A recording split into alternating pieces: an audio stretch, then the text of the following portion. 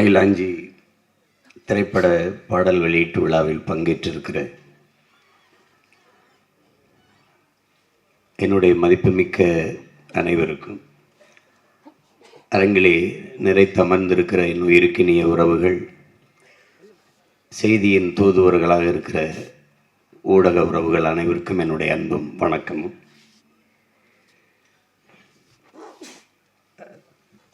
படத்தின் தயாரிப்பாளர் என் அன்பிற்கினிய அர்ஜுனன் அவர்கள், ஒரு மனநல மருத்துவர். இங்கே நம்ம ஒருவரை சந்தித்தால் நல்லா இருக்கீங்களா,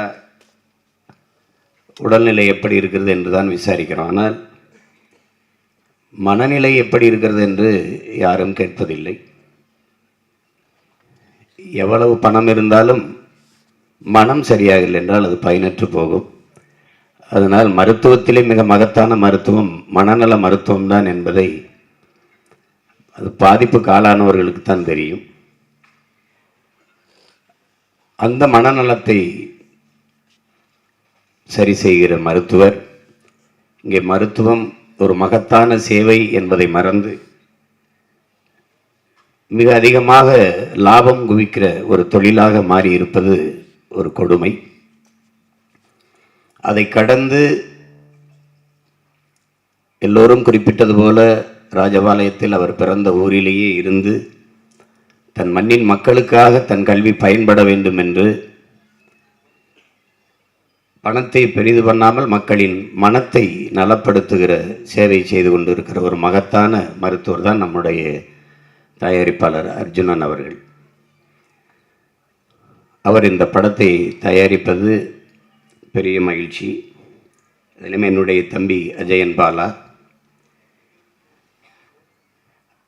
ஒரு மனிதர் சிலரை சந்தித்திருப்பார், சிலரை சந்தித்திருக்க மாட்டார்.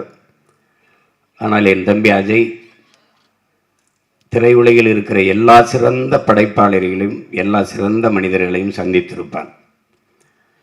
கேரளா போன்ற மாநிலங்களில் முதலில் எழுத்தாளர்களுக்கு தான் மதிப்பு இருக்கும். இங்கே வாசவன் நாயர், டி தாமோதரன் போன்றவர்கள் அவர்கள் எழுத்தை படித்து அந்த கதையை வாங்கி கொண்டு பிறகுதான் இயக்குனர் கதாநாயகன் தேர்வு நடக்கும். இங்கே அப்படி இல்லை.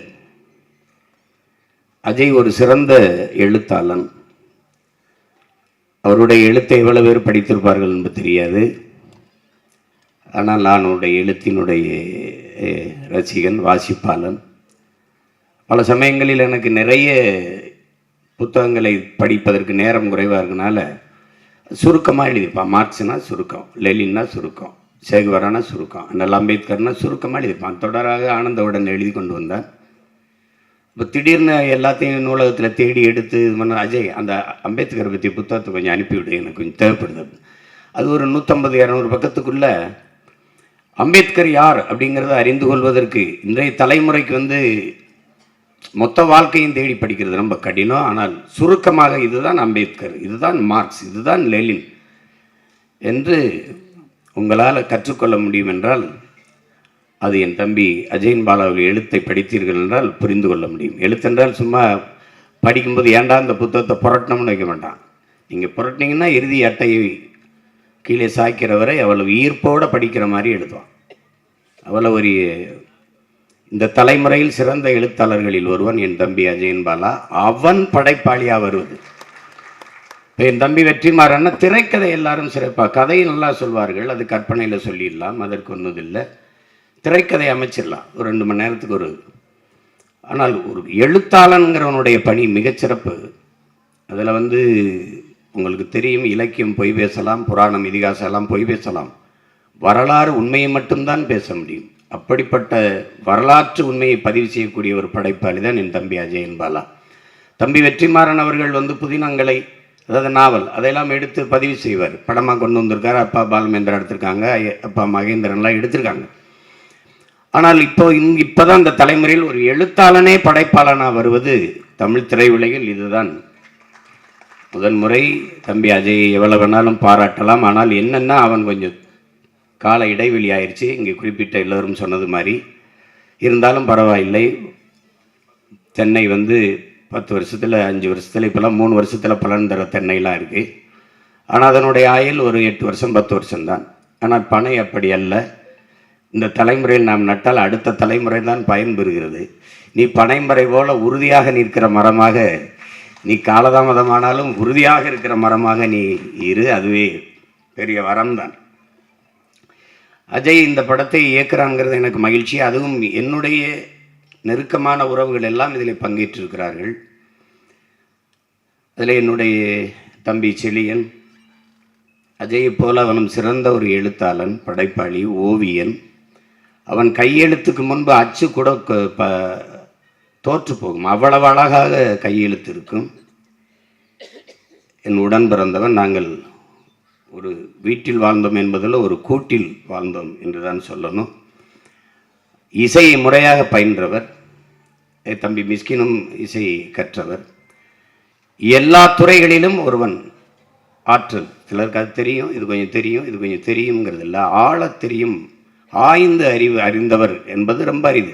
அதில் என் தம்பி செழியன் மிகச்சிறந்த ஒரு கலைஞன். அதாவது கலைஞன்னா முழுமையான கலைஞன். எந்த துறையை எடுத்தாலும் இசை வாசிப்பார், பாடுவார், கவிதை எழுதுவார், சிறுகதை எழுதுவார், கட்டுரை எழுதுவார், அழகாக ஒளிப்படம் எடுப்பார். இப்போது திரைப்படத்திற்கு ஒளிப்பதிவாளராக மாறி இருக்கிறார். என் மண்ணை சார்ந்த ஒரே நிலத்தின் மண்ணின் மக்கள் நானும், என் தம்பி பேரரசு எல்லாரும்.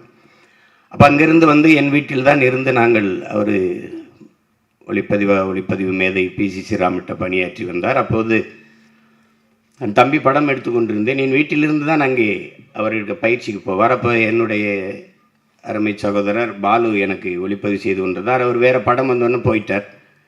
பாதிக்கு மேலே என்னுடைய தம்பி செழியனை வச்சு தான் தம்பி படத்தை எடுத்து முடித்தேன். அது குறிப்பாக பாடல் காட்சி, உச்சக்கட்ட காட்சி எல்லாம் அவர் தான் செய்தார். அந்த படத்தில் காலதாமதம்ங்கிறதே அவர்கிட்ட இருக்காது. பதிவை நீங்கள் காட்சியை சொல்லி முடிக்கிறதா, நான் தயாராக இருக்கேன், வர சொல்லுங்கள், எடுத்துருவோன்னு எடுத்துருவாப்புல. அது அப்படி ஒரு வேகமான ஒரு படைப்பாளி, சிறந்த கலைஞன்.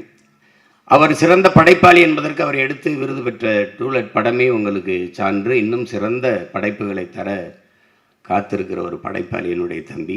அவன் ஒரு மேதை, இவன் ஒரு மேதை. எப்படி ஆளுகள்லாம் சேர்ந்து இந்த படத்தை படத்தொகுப்பாளர் ஸ்ரீ பிரசாத் ஒரு மேதை, கலை இயக்குனர் லால்குடி இளையராஜா ஒரு மேதை. சில மேதைகளினுடைய படைப்பாக இருக்குது. என்னுடைய தம்பி இருக்கான சிங்கம்பிள்ளி இதில் நடிச்சிருக்கிறாரு. என்னை வந்து எங்கள் ஐயா சொக்கலிங்கம் இருக்கார், இதய நோய் மருத்துவர், பெரிய நிபுணர், உங்களுக்கு தெரியும். அவர் ஜப்பானுக்கு போயிட்டு அங்கே போய் 100 வயது வாழ்வது எப்படி என்று நிறைய பேரை அரங்கத்தில் உட்கார வச்சு பாசிட்டு இருக்கும்போது எல்லாம் சிரிச்சிருக்காங்க. ஏன் சிரிக்கிறீங்கன்னு, எங்கள் எல்லாருக்கும் 110 வயசு ஆயிடுச்சு, நீங்கள் 100 வயசு வாழ்கிறதுக்கு தான் மருத்துவம் சொல்லிக்கிட்டு இருக்கீங்க. இந்த எப்படின்னு கேட்டோடனே, எப்படி உங்களால் இவ்வளோ உற்சாகமாக 110 வயசு வரைக்கும் வாழ முடியுதுன்னா, முதலில் எங்களுடைய மொழி, அவர் சொன்னது எங்களுடைய மொழி, அதுக்கப்புறம் எங்களுடைய இயற்கையை நேசித்து இயற்கையின் பிள்ளைகளாக நாங்கள் வாழ்வது 2, 3வது மன மகிழ்ச்சி அப்படின்னு. என்னை சந்திக்கும் போதெல்லாம் நீ உன்னுடைய 100வது வயதில் தான் என்னிடத்தில் மருத்துவத்துக்கு வர வேண்டும் என்று எனக்கு அறிவுறுத்துவார். அவர் என்னிடத்தில் ஒன்று சொன்னார், சிமான், உன்கிட்ட எல்லாருக்கும் உன்னுடைய பேச்சை கேட்டு தான் நானே உற்சாகம் அடைந்துக்கிறேன். உன்கிட்ட மொழி இருக்குது, என்கிட்ட மொழி இருக்குது, உன்கிட்ட இயற்கை இருக்குது, என்கிட்ட இருக்குது, ஆனால் நீ மகிழ்ச்சியை மட்டும் வச்சுக்கணும், அது சாத்தியப்படும் நினைக்கிறீங்களான்னு நான் கேட்டேன். அவர் சொன்னார், அந்த மகிழ்ச்சி தான் ரொம்ப முக்கியமாடா உனக்கு அப்படின்ட்டு. அப்போ அந்த மகிழ்ச்சி எனக்கு வேணும்னா ஒரே ஒரு ஆள் தான் எனக்கு உலகத்தில் வேணும், அது என் தம்பி சிங்கம்புலி மட்டும் என் பக்கத்தில் இருந்தால் போதும். அவன் இருந்தான்னா நீங்கள் எந்த நோயும் வராது உங்களுக்கு. அப்படி ஒரு ஆள். விண்ணூர்தி நிலையத்தில் மதுரையில் நான் தனியாக அவன்கிட்ட எப்பவும் சிக்கிறது இல்லை, நாங்கள் ஒரு கூட்டமாக தான் சிக்குவோம். அது குறிப்பாக நானே என் தம்பி பாலாவும் தான் சிக்குவோம். அன்றைக்கி தனியாக விண்ணூர்தி நிலையத்தில் மாட்டிக்கிட்டேன். எல்லோரும் தூர வைப்பாங்க, வருவாங்க, படம் எடுப்பாங்க, நான் இருப்பேன். இதை பேச ஆரம்பித்தா நான் கண்ணு கலங்கி கண்ணீர் கொட்டுது, சிரித்து உருள்றேன், இங்கே சாயிறேன், அங்கே சாயிறேன். மொத்த விண்ணூர்தி நிலைமை என்னையே பார்க்குது, யாரை என்னடா ஆச்சு, என்ன பண்ணுறாரு இவர் அப்படின்ட்டு. அவ்வளவு நகைச்சுவையாக பேசக்கூடியவன். அவனோடு அவன் அருகில் இருந்தாலே பசியும் தெரியாது, ஒன்றும் தெரியாது. அப்படி ஒரு கலைஞன் அவன். அவனெல்லாம் பங்கேற்றிருக்கிறது எனக்கு ரொம்ப பெருமை. புதிதாக அறிமுகமாக இருக்கிற தம்பி ஸ்ரீராம், கார்த்திக், கிரிசா குரூப், அவங்க படம் நான் பார்த்துருக்கேன், ரொம்ப அருமையாக நடிப்பாங்க. அவங்க எல்லோரும் சேர்ந்து இந்த படத்தை படைத்திருப்பது ரொம்ப மகிழ்ச்சி.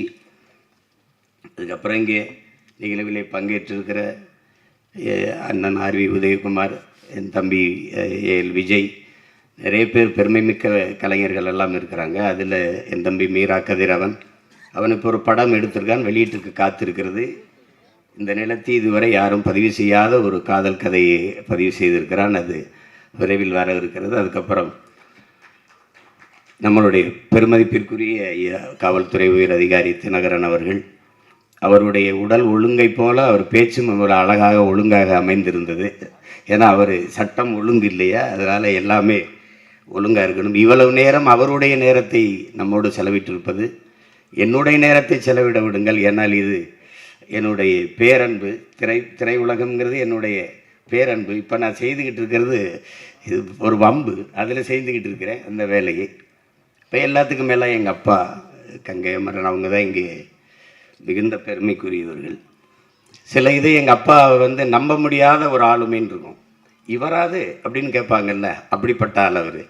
நீங்கள் வாழ்வே மாயம்னு ஒரு திரைப்படத்தை நீங்கள் பார்த்தீங்கன்னா, அந்த படத்துக்கு எங்கள் இசையமைப்பாளர் பேரை மட்டும் பார்க்காம நீங்கள் பார்த்தீங்கன்னா, யாருமே இவர் தான் இசையமைச்சிருப்பாருன்னு இந்த திரையரங்கில் யாரும் சொல்ல மாட்டீங்க. மிகச்சிறந்த இசையை வழங்கியிருப்பாங்க. அது அந்த இசையை அந்த பாடலை நாங்கள் படிக்கும்போது என்னுடைய நண்பர்கள்லாம் அதை பாட்டு போட்டியில் பாடுவாங்க.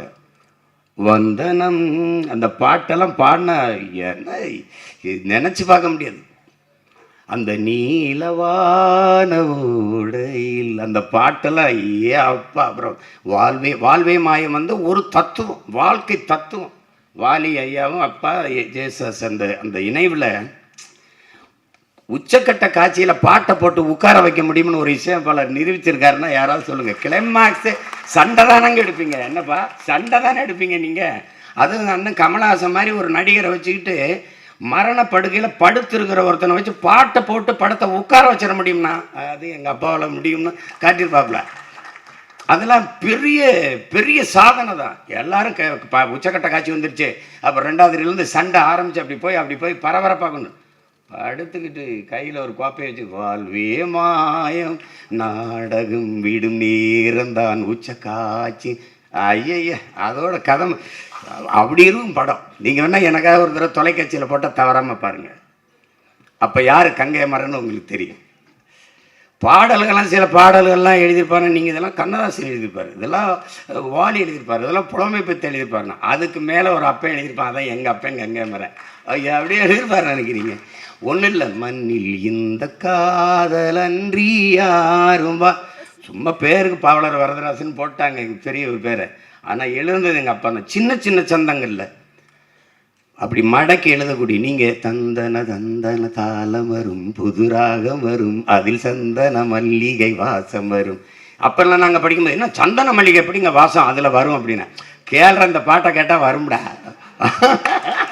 என்னங்கப்பா என்ன நீங்கள் இப்போ அப்போதைக்கு இந்த ஒரு ரசிக்கத்தக்க எல்லாரும் ஈர்க்கத்தக்க பாடல்கள் பாடி இந்த மெல்லிசையும் எழுத முடியும், கவிதைத்தனமாகவும் எழுத முடியும். அந்த பகல் நிலவு படத்தில் பூமாலையே இளந்தோல் சேரவா. நீங்கள் இளையராஜாங்கிற ஒருத்தரை அது அப்புறம் வருவோம், ஒவ்வொருத்தராக பேசி வருவோம். அந்த பாட்டை கேட்டிங்கன்னா அந்த எழுதுனதில் அவ்வளவு கவிதை தனம் இருக்கும். அந்த மாதிரி பாடல்களையெல்லாம் இவர் தான் எழுதியிருப்பாரா அப்படின்னு நினைப்பீங்க நீங்கள். அப்படிப்பட்ட ஒரு படைப்பாளி. நீங்கள் கரகாட்டக்காரன், கங்கை அமரனா கரகாட்டக்காரன் படம் என்னமோ நடிகர் நடித்து பார்த்தான், ஒரு வருஷம் ஓடுது ஒரு படம் அப்படின்னா எப்படி பாருங்க. அப்படிப்பட்ட ஒரு படைப்பாளி நம்ம கூட அமர்ந்திருக்கிறாங்கன்னா அது முதல்ல நாங்கள்லாம் பயணங்கள் முடிவதில்லை அதான் நினைக்கிறேன். அதில் அப்புறம் வாய்ப்பு கேட்டு வர்றது இடத்துல இவர் தான் கங்கை அமரன்னு சொல்கிறாங்க. அவர் அந்த மோகனை கூட்டிகிட்டு அறிமுகப்படுத்துவாங்க. அதில் அப்படி அளப்பெரிய சாதனைகளை செய்த மேதைகள் நம்மோடு சாதாரணமாக உட்கார்ந்துருக்கிறார்கள்ங்கிறதுனாலேயே, அதாவது தாய்ப்பாலும் தண்ணீரும் மலிவாக கிடைக்கிறதுனாலேயே மனிதன் அதை மதிக்கிறது இல்லை. பூமி தன காலுக்கு கீழே மிதிபடுறதுனாலேயே இந்த மனுஷப்பை அதை மதிக்கிறது இல்லைங்கிற மாதிரி நம்ம பக்கத்து இருக்கையில் உட்கார்ந்துருந்ததுனாலே இந்த மகத்தான கலைஞர்களின் மதிப்பு நமக்கு தெரியறதில்லை. அதுதான் இங்கே இருக்கிற சிக்கல். மாபெரும் மேதைகள் படைப்பாளிகள் நம்மோடு வாழ்ந்துட்டு இருக்காங்க. அதில் ஒருவர் என்னுடைய அப்பா அது கங்கை அமரன் அவர்கள், அண்ணன் ஆர்வி உதயகுமார். அவருடைய படங்கள் எல்லாம் நீங்கள் கிழக்கு வாசல், பொன்னுமணி, சின்ன கவுண்டரு, எஜமான் படங்கள்லாம் பார்த்தா திரையில் ஒரு கவிதை தான், திரையில் ஒரு கவிதை. அதில் வந்து பொன்னுமணியில் அன்பை சுமந்து சுமந்து மொத்த படத்தையும் அந்த ரெண்டு நிமிஷம் பாடலில் கொண்டு வந்திருப்பாங்க. அப்பா இளையராஜாவும் அந்த உதயகுமாரும் அவ்வளோ பெரிய படைப்பாளிகள். என் தம்பி பேரரசுலாம் வணிகத்தை குவிச்சு கொடுத்த ஒரு படைப்பாளி. எல்லா மேதைகளும் இங்கே இருக்கிறாங்க. இந்த விழாவிலே எனக்கு மகிழ்ச்சியும் நெகிழ்ச்சியுமாக இருக்கிற ஒரு பெரியது என்னுடைய தாய். ரொம்ப நாளாக நானும் என்னுடைய கையிலும் எங்கள் அம்மாவை தேடிக்கிட்டு இருக்கோம். அவங்களுக்கு பொங்கலுக்கு எடுத்த புடவை இன்னும் அப்படியே இருக்குது. அம்மாவை காணாமனு எந்த பயல்கிட்ட கேட்டாலும் அம்மா அங்கே இருக்காங்க. இதெல்லாம் இந்த பயலுக்கு தெரிஞ்சிருக்கு, இவன் சொல்லவே இல்லை. இன்றைக்கி வந்து எங்கள் அம்மாவை இந்த விழாவில் தேடி கண்டுபிடிச்சி எனக்கு கொடுத்த இந்த நிகழ்ச்சியாளர்கள், குறிப்பாக அஜய்க்கு என்னுடைய அன்பும் நன்றியும். என்னுடைய தாய் அகிலா, என்னுடைய அப்பா பாலுமகேந்திராவை சொல்லணும்னா உலகம் எவ்வளவு நாளும் புகழும். நானும் என் தலைவனும் தமிழீழ மண்ணில் பேசி கொண்டிருக்கும்போது திரைத்துறை பற்றிய பேச்சு வந்தது. அப்போ அந்த நேரத்தில் போர் தான். ஆனாலும் அந்த தலைவன் அவன் தன்னுடைய இனத்தின் பண்பான கலையை போற்றுவது, கலைஞர்களை போற்றுவது, விருந்து உபசரிப்பது, அதில் சின்ன குறையும் இல்லை. அப்போ நாங்கள் மரண வீட்டிலேயே வந்தாலும் காஃபி குடிப்போம், வந்து தேநீர் கொடுப்போம். குடிச்சிட்டு போகும்போது சாப்பிட்டு போங்கன்னு தான் சொல்லுவோம். சாவுக்கு வந்தவனே சாப்பிட்டு போகணும்னு சொல்ல பரம்பரை நாங்கள். அப்போ அந்த மாதிரி இருக்கும்போது திரைத்துறை பற்றி பேச்சு வரும்போது எல்லா படைப்பாளிகளையும் பேசி வந்தபோது என்னிட்ட கேட்குறாங்க, எல்லாரும் தான் கதை வசனம் எழுதி படம் எடுக்கிறீங்க, ஏன் பாலுமகேந்திரா மாதிரி உங்களால் எடுக்க முடியல அப்படின்னு கேட்குறாங்க. ஏன்னா வந்து அவர் படத்தில் நீங்கள் பார்த்தீங்கன்னா தேவையற்ற ஒரு உரையாடல், ஒரு காட்சி, ஒரு பதிவு எதுவுமே இருக்காது. அப்படி ஒரு படைப்பாளி.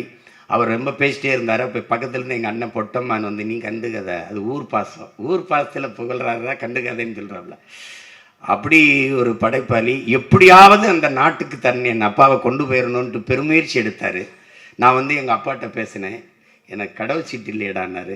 இந்த அம்மாவை எப்படிடா கூட்டிகிட்டு போகிறேன், நான் உன்னை படகால அனுப்பிடுறேன், அதுக்கு தான் ஏற்பாடு பண்ணேன். இப்போ சொல்லலாம்ல, ஒன்றும் இல்லை, படகால அனுப்பிடுறேன். நான் அம்மாவை என்னடா நான் செய்கிறது, நீ அம்மாவையும் கூட்டிகிட்டு போ அப்படின்னு நான் சொன்னேன். நான் பத்திரமா வச்சுக்கிறேன், அவரை மட்டும் எனக்கு அனுப்பிடு அப்படின்னாப்புல. பெருமுயற்சி எடுத்தேன், அது சரியாக வரல. அப்படிப்பட்ட ஒரு படைப்பாளி நீங்கள் அறிஞ்சுக்கிறணும். தமிழ் திரை உலகில், இந்த தென்னிந்திய திரை உலகில் தலை சிறந்த படைப்பாளிகள் எடுத்திங்கன்னா பரதன், மணிரத்னம், ஐயா மகேந்திரன், இப்படிப்பட்ட படைப்பாளிகள்லாம் எடுத்திங்கன்னா எல்லா படைப்பாளிகளின் முதல் ஒளிப்பதிவாளர் என்னுடைய அப்பா பாலுமகேந்திரா தான். அவர்கிட்ட இருந்து தான் இவங்க எப்படி உரையாடல் எழுதுவது, எப்படி காட்சி வைப்பது, நகர்த்துவது, எந்த இடத்தில் எப்படி காட்சி நகர்ந்தது எதுவுமே தெரியாது. அதை அவ்வளவு அழகாக அவர்கிட்ட இருந்து கற்றுக்கிட்டாங்க. அதே மாதிரி இந்த எல்லா படைப்பாளிகளுக்கும் முதல் படத்தில் இல்லை, எல்லா படத்துக்கும் இசையமைச்சது எங்கப்பா இளையராஜா தான். அப்படி ஒரு இது. இங்கே விழாவின் நாயகரை பற்றி நம்ம சொல்லணும். நாங்கள் வந்து இங்கே எல்லாரும் பேசிட்டாங்க, நீங்கள் சிம்பனி செல்வன் கொடுத்துருக்கிறீங்க. அது ஒன்றும் அவருக்கு ஒன்றும் பெருமை இல்லை. அவர் தனியாக ஒன்றும் சிம்பனி இசைக்க வேண்டியது இல்லை. அவருடைய ஒவ்வொரு பாடல்களினுடைய இசை கோர்ப்புமே மொத்தமாகவே சிம்பனி தான். உங்களுக்கு ஐயம் இருந்தால் தளபதி படத்தில் வரல, சுந்தரி கண்ணால் ஒரு செய்தி, அந்த பாட்டை நீங்கள் வரிகள் எடுத்துக்கிட்டு அவர் இசை கோர்த்து அந்த இசையை தொடங்கி ஒவ்வொரு இடத்துலையும் போகிறது தனியாக கண்ணை மூடி கேட்டிங்கன்னா அதுக்கு பேர் தான் சிம்பனி. அதனால் அவர் செல்வன் இல்லை, நாங்கள் சொல்கிறோம் இசை ஞானியும் அல்ல, அவர் இசை இறைவன் தான் நாங்கள் சொல்கிறோம். ஏன்னா நீங்கள் இறைவனா என்னென்னா, நீங்கள் ஒரு நகைச்சுவை படம் எடுக்க வருவீங்க, அதுக்கு ஒரு இசையமைப்பாளர், சிலது இந்த திருள் படம்பாங்க, அதெல்லாம் சொல்லுவாங்க, அடிதடி படம், ஒவ்வொருத்தருக்கும் ஒரு இசை. இதுக்கு இந்த படத்துக்கு இவர் தான் இசை அமைச்சா சரியாக இருக்கும். இந்த படத்துக்கு நீங்கள் எங்கள் அப்பா மணிவண்ணன் எடுக்கிற குவா படத்துக்கும் எடுப்பார், விடிஞ்சா கல்யாணத்துக்கு இசையமைப்பார், 100வது நாளுக்கு இசையமைப்பார், அதே மாதிரி கோபுரங்கள் சாய்வதலைக்கு இசையமைப்பார். எல்லாம் ஒரே இசையமைப்பாளர்னால் நீங்கள் நம்ப மாட்டீங்க. ஏன் இறைவன்கிட்ட என்ன கேட்டாலும் கொடுப்பார். அவன் நல்ல வந்தாலும் வாழ்த்துவார், கெட்ட வந்தாலும் வாழ்த்துவார், குழந்தைக்கும் வாழ்த்து, பெரியவங்களுக்கும் வாழ்த்து, எல்லாருக்கும் வாழ்த்து, உயிரோடு இருக்கவனுக்கும் வாழ்த்து, செத்தவனுக்கும் வாழ்த்து, எல்லாருக்கும் வாழ்த்து. அதனால தான் அது இசை இறைவன். அது அதுக்கு கீழே ஒன்றும் சொல்கிறதுக்கு இல்லை. அது அவரை பொறுத்த வரைக்கும் நாங்கள் சின்ன பிள்ளைய படம் பார்க்க போகும்போது, அப்போ நான் வாழ வைப்பேன்னு நினைக்கிறேன், அந்த படத்தில் பார்க்குறோம். அப்படியே எங்கள் ஊரில் பார்க்கும்போது இசை இளையராஜாங்கும்போது மொத்த பேரும் கைதட்டினா. அன்னைக்கு தான் பார்த்தேன், கதாநாயகனுக்கு விழாத கைதட்டு ஒரு இசையமைப்பாளர் பேருக்கு விழுதுன்னா, அந்த மாதிரி ஒரு பெயர் இசையமைப்பாளர் பேர் போடும்போது தமிழ் திரையுலகில் கரவொளி எழுந்ததென்றால் அது இந்த நாட்டில் வரலாறு. இளையராஜா என்கிற ஒரு இசை மேதைக்கு தான் அது விழுந்திருக்கு. இளையராஜான்னு பேர் போட்டால் கைதட்டினான். அதான் எங்கள் அண்ணன் அருவிதகுமார் சொன்னால் ஒரு பேரை போட்டால் வியாபாரம் ஆயிடும். எடுத்தோடனே கதாநாயகன் பேரை தான் போடுவாங்க. ஆனால் இளையராஜாவின் இசையில்னு போடப்பட்டது அவர் வருகைக்கு பிறகுதான். அதை நான் உணர்ந்த தருணங்கள் நிறைய இருக்குது. அதை நிறைய பேசியிருக்கேன், நேர குறைவாக இருக்குது. ஆனால் ஒன்று சொல்லணும்னு நினைக்கிறேன். எங்கள் அப்பா என்னுடைய அன்பு தம்பி மு களஞ்சியம் அவர்கள் இயக்கி எடுத்த படம் பூமணின்னு ஒரு படம். அந்த படம் கோயம்பேடு ரோகிணியில் திரையிட்டு இருந்தாங்க. நான் அப்போ கட்சியில் ஆரம்பிக்கல, அப்போ திரைத்துறையில் தான் இருக்கும். நாங்கள்லாம் போய் நண்பர்களோடு உட்காந்து பார்த்துக்கிட்டு இருந்தோம். பார்த்துட்டு இருக்கும்போது படம் ஓடுது. அதில் அண்ணன் முரளி, எங்கள் அப்பா மணிவண்ணன் இதெல்லாம் நடிச்சிருந்தாங்க, தேவையானலாம் நடிச்சிருந்தாங்க. ஒளிப்பதிவெல்லாம் நல்லா இருந்தது. அப்போ படம் வரும்போது படம் போயிட்டுருக்கு, காட்சியெல்லாம் போயிட்டுருக்கு. அதில் முரளி அண்ணன் தேவையானியை திருமணம் செஞ்சுட்டு ஒரு இதில் அவங்களுக்குள்ள சின்ன பிரச்சனை. அப்போ வண்டியில் கூட்டிகிட்டு வர்ற மாதிரி வண்டியில் காட்சி பதிவாகிறது எப்படி இருக்குது அப்படின்னா, பெரிய ஆடம்பரமான பின்புல மாற்றங்கள் இல்லை, நடன அசைவுகள் இல்லை, ஒன்றும் இல்லை. வண்டி ஒரு வண்டியில் உட்கார வச்சுட்டு கதாநாயகி உட்கார வச்சுட்டு கதாநாயகன் பாட்டு பாடிட்டு வர்றாரு, அவ்வளோதான். அந்த பாட்டு வித அழகான மாடத்திலே வந்த கிளி இரண்டு அதிலாலோலம் பாடி வரும் சொந்த கிளி ஒன்று காத்திருந்த சின்ன கிளி காயம்பட்டு கத்துதடி, நேத்து வந்த வண்ண கிளி நெஞ்ச கொத்துதடி, தத்தல் அடிமானே தத்தளிக்கும் ஒத்த கிளி தாவுதடி வெட்டு கிளி நிழல் தேடும் கிளி இங்கே நிஜம் காணுமா, எம்பாட்டு நெஞ்சி நிற்கும் தாலாட்டு, எம்பாட்டு நெஞ்சி நிற்கும் பூங்காற்று, தாலாட்டு தாவி வரும் தேனூற்று ஓம் பொழுது போகணும், எனக்கோ பொழப்ப பார்க்கணும், ஓம் பொழுது போகணும், எனக்கோ பொழப்ப பார்க்கணும், அடிமானே இது நெஞ்ச துவைக்கிற ராகம் இது. அது என்ன சொல்றார் அந்த ராகத்தில்? நெஞ்ச துவைக்கிற ராகம் இது, நெஞ்சத்துள் வைக்கிற ராகம் இது. அது நெஞ்ச துவைக்கவும் செய்யும், நெஞ்சுக்குள்ள வைக்கிற ராகம் இது. நீங்கள் நம்ப மாட்டீங்க, அந்த பாட்டு ஒன்றுமில்லை, அந்த வண்டி இங்கிட்டும் போகுது, பாட்டை முடித்து நிறுத்தின உடனே மொத்த திரையரங்க இருந்துச்சு. இன்னும் ஒரு முறை போடுறா ஒன்ஸ் மோர் நான் பாருங்க.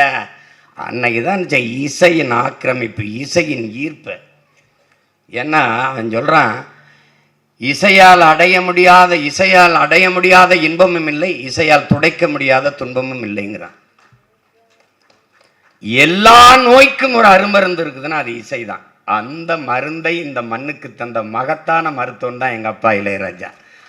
அது இந்த மனநல மருத்துவர் அவர் தயாரித்த படத்தில் எல்லாத்திற்கும் குணநல மருத்துவராக இருக்கிற எங்கள் அப்பா இளையராஜா இசையமைச்சிருப்பது மிகப்பெரிய இது.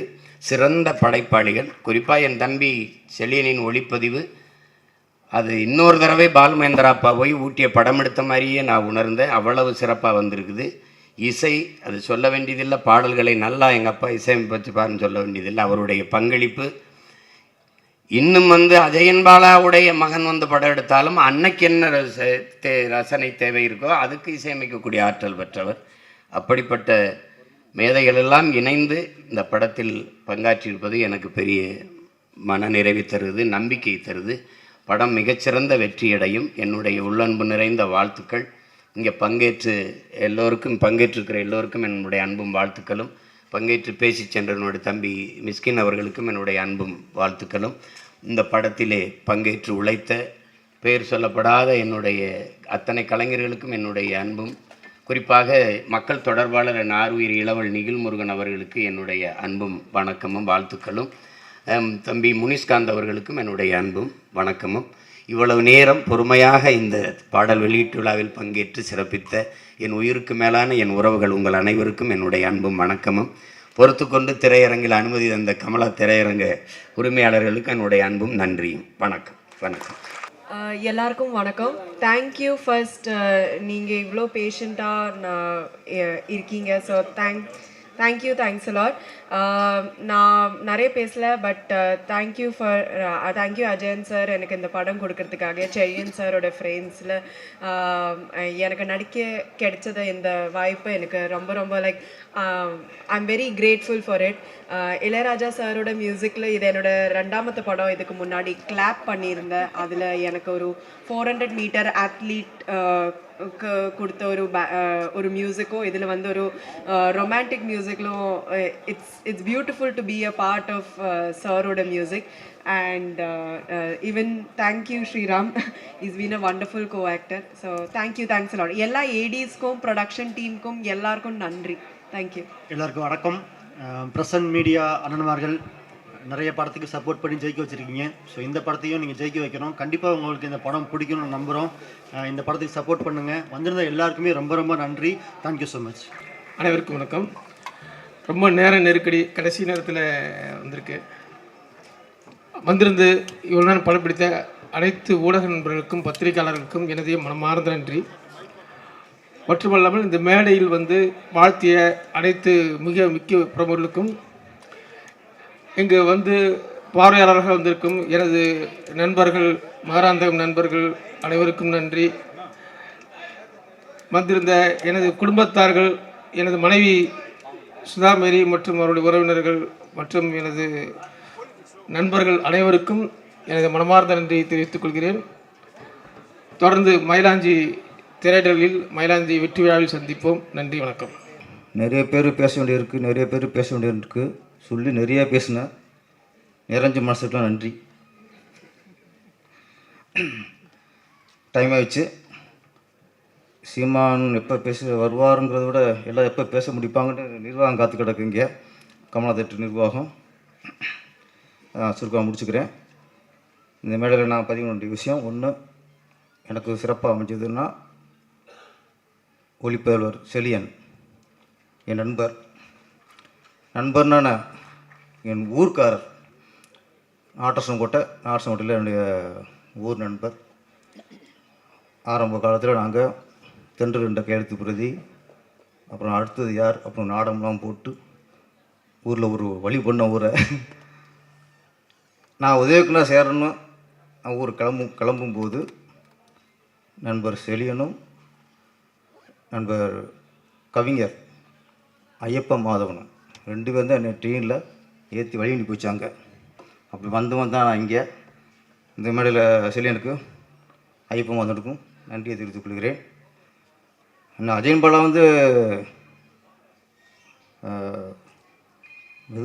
மிகச்சிறந்த ஒரு மனிதர். முதல்ல அவருக்காக வாழ்த்தத்தான் நான் இங்கே வந்திருக்குது. சிங்கமில் என்ன சொல்லும்போது, பிரின்சிபல் சொல்லும்போது 5 ரூபா டாக்டரு, 10 ரூபா டாக்டரு, 5 ரூபா டாக்டர் சொன்னாப்புல. 5 ரூபா டாக்டர் சொல்லுங்கள், 5 ரூபா டாக்டர் சொல்லுங்கள், 10 ரூபா டாக்டர் சொல்லிடாதீங்க. 10 ரூபானாலும் இன்றைக்கி பிரச்சனை. 10 ரூபா சொல்ல முடியாது இன்றைக்கி. அதனால் சிங்கம்ண்ணே, நீங்கள் 10 ரூபான்னு சொல்லி அவர் மாட்டி விட்டுறாதீங்க, உங்களை கைது பண்ணிடுவாங்க பார்த்து. மாதிரி இவர் அஜயன் பாலா செழியனுக்கு 1 ரூபா கொடுத்தாரு. நான் ஒரு 10 ரூபா கொடுத்துருக்கலாம். அங்கேயும் பிரச்சனை தான். 11 ரூபா கொடுத்துருக்கலாம். செழியன் நானும் சேராதுக்குன்னா இவங்களுக்கு ஓகே. அஜயன் பாலாவுக்கு ஒரு பாலமந்திர மாதிரி ஒரு ஆள் வேணும். பேரரசுக்கு செட் ஆகாது. எஸ்பி முத்துராமன் எப்படி பாபு சார் மாதிரி ஆளோ, எப்படி எஸ்பி முத்துராமனுக்கு நான் பைசா தான் அடிப்பாங்க. அது மாதிரி நமக்கு செட் ஆகாது. திருப்பி ஒன்று நீங்கள் மாறிங்க, இல்லை நான் மாறிக்கணும். செழியன் அஜயன் பாலா பற்றி சொல்லணும்னா சினிமா 2 வகை தான் டைரக்டரில். ஒன்று படைப்பாளி, இன்னொருத்தர் படிப்பாளி ப்ளஸ் படைப்பாளி. இந்த மிஸ்கின் சார், வெற்றிமாறன் இவர்களெலாம் படிப்பாளி ப்ளஸ் படைப்பாளி. அந்த வகையில் தான் அஜயன் பாலா அவர்களும். நிறைய இலக்கியங்கள் படிப்பவர், நிறைய கதைகள் படிப்பவர், நிறைய படிச்சுட்டு இன்றைக்கி இவர் டேரக்ஷன் வந்திருக்கிறாரு. அதில் கண்டிப்பாக இந்த மயிலாஞ்சி மிகப்பெரிய வெற்றியடைய என்னுடைய வாழ்த்துக்கள். நன்றி, வணக்கம். மரியாதைக்குரிய பத்திரிகை ஊடகத்துறை நண்பர்களுக்கும், மேடையில் கூடியிருக்கிற மரியாதைக்குரிய பெரியவர்களுக்கும், பெருமதிப்பிற்குரிய நாம் தமிழர் இயக்கத்தினுடைய தலைவர் அவர்களுக்கும் வணக்கம். எங்களுடைய தென்னிந்திய திரைப்பட எழுத்தாளர் சங்கத்தின் தலைவர் பாக்யராசனுடைய கடிதத்தை நான் படிக்க வந்திருக்கேன். அன்பு தயாரிப்பாளருக்கும் இயக்குனர் மற்றும் அனைத்து படக்குழுவினருக்கும் வணக்கம். கண் மருத்துவரின் அப்பாயின்மெண்ட்டை தவிர்க்க இயலாத காரணத்தால் நிகழ்ச்சிக்கு வர முடியவில்லை, வருந்துகிறேன். மயிலாஞ்சி படத்தை ஆடியோ ரிலீஸ் வரை எடுத்து வந்து விழா எடுப்பதற்கு மனமார்ந்த வாழ்த்துக்களை தெரிவித்துக் கொள்கிறேன். படம் ரிலீஸ் ஆகி மக்களின் நன்மதிப்பை பெறவும் முன்கூட்டியே நல்வாழ்த்தை தெரிவித்துக் கொள்கிறேன். தயாரிப்பாளருக்கும் இயக்குனருக்கும் முதல் படம் தரமான வெற்றியுடன் பயணம் தொடர இறையருள் உதவும். அனைவருக்கும் நன்றி. குறிப்பாக எங்கள் சங்கத்தில் ஈசியில் இருக்கிற மிட்நைட் ஸ்டார் அண்ணன் சிங்கம்புலி அவர்களுக்கு நன்றி. நண்பனால் இன்று மேடையில் உள்ள அனைத்து முக்கிய பிரமுகர்களுக்கிடையே நானும் ஒரு முக்கிய பிரமுகராக வைக்கப்பட்டுள்ளேன். எனது நண்பன் திரு அர்ஜுனுக்கு எனது மனமார்ந்த நன்றிகளை முதலில் தெரிவித்துக் கொள்கிறேன். அர்ஜுன் டாக்டர் ஆனது உறுதுணையாக நான் ஆச்சரியப்படுவது அவங்களுடைய ஃபேமிலி, அவங்க ஒய்ஃபு, அவங்க பையன், பொண்ணு, they are still supporting him. And அவர் இவ்வளோ தூரம் வளர்கிறதுக்கு அவங்க பெரிய காரணம் என்பதனை எந்த விதமான சந்தேகமும் இல்லை. அதே போல் இந்த மயிலாஞ்சி படத்திற்காக எவ்வளோ தூரம் கஷ்டப்பட்டு அவர் உழைச்சிருக்காருன்றது எனக்கு நல்லா தெரியும். அவருடைய முயற்சி, அவருடைய கலை தாகம், சின்ன வயசுலேருந்து ஸ்கூல் படிக்கும் போதுலேருந்து அவருக்கு அந்த சினிமா மேலே ஒரு பயங்கர ஒரு அட்ராக்ஷன். இத்தனைக்கு அவர் ஒரு சாமியார் மாதிரி தான் இருப்பார். நான் யோசிப்பேன், என்னடா சாமியார் மாதிரி இருக்கிறான், இவருக்கு சினிமாவுக்கு எப்படிடா ஒத்து வரும் அப்படின்னு பார்த்தா சினிமாவிலே நிறைய சாமியார் இருக்கிறாங்க. ஒருத்தர் நமது கங்கையமரன் சார் அவர்கள், அதே போல் அவரோட அண்ணன் திரு இளையராஜா சார் அவர்கள், ஜேசுதாஸ் அவர்கள், அந்த மாதிரி நிறைய சாமியார்கள் சினிமாவிலே இருக்கிறாங்க. அதனால தான் என்னமோ அவருக்கும் இளையராஜாவுக்கு ரொம்ப பொருந்தி போய் அவரை இசையமைப்பாளரை சேர்ந்திருக்கிறாரு. இளையராஜாவை பற்றி நான் பல சமயங்களில் ஆச்சரியப்பட்டுள்ளேன். உண்மையிலே சொல்லப்போனால் எங்கள் காவல்துறையில் உங்களுக்கு தெரியும் 24/7 எப்போயுமே வேலை தான். ஃபோனை கூட நாங்கள் ஆஃப் பண்ண முடியாது, ஒரு லீவு போக முடியாது, ஒரு ஃபாரின் டூர் போக முடியாது, குழந்தைங்களோட ஸ்பெண்ட் பண்ண முடியாது. நான் பல திரைப்படங்களை பாதிக்கு அப்புறம் பார்த்துருக்கேன், பல திரைப்படங்களை இன்டர்வலோடு எந்திரிச்சு ஓடி இருக்கிறேன். அந்த மாதிரி எங்களோட வாழ்க்கையில் எங்களுக்கு ஒரு பெரிய என்டர்டெயின்மெண்ட், ஒரு பெரிய ஒரு டைவர்ஷன்ன்றது இந்த திரைத்துறை பாடல்கள் தான். முக்கியமாக எனக்கு ரொம்ப பிடிச்சது இளையராஜா பாடல்கள். ஏன்னா அவர்களோட பாடல்கள் இல்லாமல் எனது சிறு வயதும் சரி, இப்போது உள்ள இதுவும் சரி, என்னோட லைஃப்பில் வந்துட்டு மிகப்பெரிய ஒரு பந்தத்தை இளையராஜா அவர்கள் ஏற்படுத்தி உள்ளார்கள். அதே போல் இங்கே வீட்டிற்கும் திரைத்துறை ஜாம்பவான்கள் திரு பேரரசு அவர்கள், திரு விஜய் அவர்கள், திரு ஆர்பி உதயகுமார் சார்லாம் நாங்கள் ஸ்கூல் படிக்கும் போதெல்லாம் அவருடைய படங்கள் தான் எங்களுக்கு வந்துட்டு ஒரு காதல் படங்கள்னால அவர் மாதிரிலாம் எடுக்க முடியாது. உயிரை உனக்காகனு ஒரு படம் எடுத்திருந்தார், ரொம்ப அருமையாக எடுத்துருப்பார். அதெல்லாம் எனக்கு அது சின்ன கவுண்டர் படம் எல்லாம். அந்த முத்துமணி மாலை சாங்லாம் நான் 1000 தடவை கேட்டிருப்பேன். அதே போல் இப்போ உள்ள ஜெனரேஷன்ஸ்க்கு நம்ம விஜய் அவர்கள், திரு மிஷ்கின் அவர்கள்லாம் அவர் எப்படி போலீஸ் மாதிரியே யோசிக்கிறாரு அப்படிலாம் நான் யோசிச்சுருந்து. எனக்கு ஒரு அதிகாரம் இருந்ததுன்னா மிஷ்கின் சாரை சிபிசிஐடியில் ஒரு தலைவராக நான் வந்துட்டு காவல்துறையில் ஏற்படுத்தேன். அந்தளவுக்கு ஒரு திங்கிங் இருக்கும். அதே மாதிரி திரு சீமான் அவர்கள் பார்க்கும்போதெல்லாம் எனக்கு ஒரு ஆச்சரியம் வரும். இன்றைக்கும் ஒரு பிற மொழி கலக்காமல் ஒரு தமிழை பேசக்கூடிய ஒரே ஆள் நமது சீமான் அவர்கள் என்பதை நான் மகிழ்ச்சியோடு தெரிவித்துக் கொள்கிறேன். அவர் மாதிரி ஃப்ளூயண்ட்டாகவும் பேச முடியாது யாருமே. அது எந்த சமயத்துலனாலும் சரி, எந்த டிவி, எந்த சேனல், எந்த மைக்கு நீட்டினாலும் சரி, அதுக்கு தகுந்த மாதிரி பேசுவார். உண்மையிலே தமிழை ஒரு நேசிக்கக்கூடிய ஒரு உணர்வோடு ஒரு கொண்டிருக்கக்கூடிய உருவலாக அந்த மாதிரி பேச முடியும் என்பதை நான் பல சமயத்தில் ஆச்சரியப்பட்டுள்ளேன். அதே மாதிரி எங்ககிட்டே ஒரு ஆள் இருக்கார், திரு அர்ஜுன் அவர்கள். தமிழோடு வாழ்கிறவர் அவர். ஏன்னா தமிழில் வந்துட்டு அவர் அவ்வளோ தூரம் ஒரு முக்கியத்துவம் கொடுத்து வாழ்ந்துருக்கிறாரு. இன்றைக்கி இந்த மயிலாஞ்சி படத்தை பார்த்துருக்குறோம். இந்த மயிலாஞ்சி படத்தை பார்க்கும்போது எனக்கு ஒரு பானை சோற்றுக்கு ஒரு சோறு பதம் என்று சொல்வார்கள். இந்த பாடல்களையும் இந்த கதை அமைப்பையும் இந்த பாடலை படமாக்கிய விதத்தையும் பார்க்கும்போது மிக அருமையாக வந்துள்ளது. இந்த படம் மிகப்பெரிய ஒரு வெற்றி படமாக அமைய வேண்டும் என்பதனை இந்த நேரத்தில் பதிவு செய்து கொண்டு, இங்கே உள்ள அனைவரும் பாராட்டிய ஒரு நபர், நான் மிகவும் இந்த மேடைக்கு வந்ததுக்கப்புறம் ஆச்சரியப்பட்ட நபர் இந்த படத்தின் டைரக்டர் திரு அஜய் பாலா அவர்கள். ஏன்னா ஒரு மனிதனுக்கு வந்துட்டு எப்போ ஒரு பிரேக் த்ரூ வரும் அப்படின்றது தெரியாது. அவருக்கு இப்போ ஒரு நல்ல ஒரு பிரேக் த்ரூ வந்திருக்குது. அவர் இந்த படத்தின் மூலமாக மிகச்சிறந்த அளவிலே தமிழக மக்கள் மத்தியிலே இடம்பெற வேண்டும் என்பதனை இந்த நேரத்தில் தெரிவித்துக் கொள்கிறேன். அதே மாதிரி சிங்கம்புலி அவர் வந்துட்டு நண்பர் அர்ஜுனனால் எனக்கு வந்துட்டு கிடைத்த நட்பு. அவரும் எங்கூட ஸ்கூலில் தான் மட்டும்தான் படிக்கலை, மற்றபடி அவரும் நானும் ரொம்ப க்ளோஸு. அதனால் அவரும் வந்துட்டு பல திரைப்படங்களிலே நல்ல ஒரு ரோலில் எடுத்து நல்லா பண்ணியிருக்காரு. டைரக்டர் அண்ட் ப்ரொடியூசர் ஆல்சோ, அவரும் இந்த படத்தில் நடிச்சிருக்கிறாரு. ஸோ இந்த மயிலாஞ்சி படம் மிகப்பெரிய வெற்றி படமாக அமையும் என்பதில் எந்த விதமான சந்தேகமும் இல்லை. அதே போல் இங்கே வீட்டிற்கும் அனைத்து பெரிய உள்ளங்களும் இந்த திரைப்படத்தை வாழ்த்தும் போது கண்டிப்பாக இந்த படம் மிகப்பெரிய வெற்றி அமையும் என்பதில் எந்த விதமான சந்தேகமும் இல்லை. இங்கே வந்துள்ள பத்திரிகை நண்பர்களும் மற்ற இங்கே வந்திருக்கிற அனைத்து முக்கிய விருந்தினர்களும் இந்த படத்தினை மிக சிறப்பான ஒரு தரமான படமாக மக்களிடையே கொண்டு செல்ல வேண்டும் என்று கேட்டுக்கொண்டு, இந்த ஒரு நல்ல விழாவிலே எனக்கும் ஒரு வாய்ப்பினை அளித்து, எனக்கும் ஒரு நல்ல ஒரு பேச வாய்ப்பளித்த அனைத்து நல்ல உள்ளங்களுக்கும் மீண்டும் ஒருமுறை நன்றி கூறி விடைபெறுகிறேன். நன்றி, வணக்கம். நன்றி.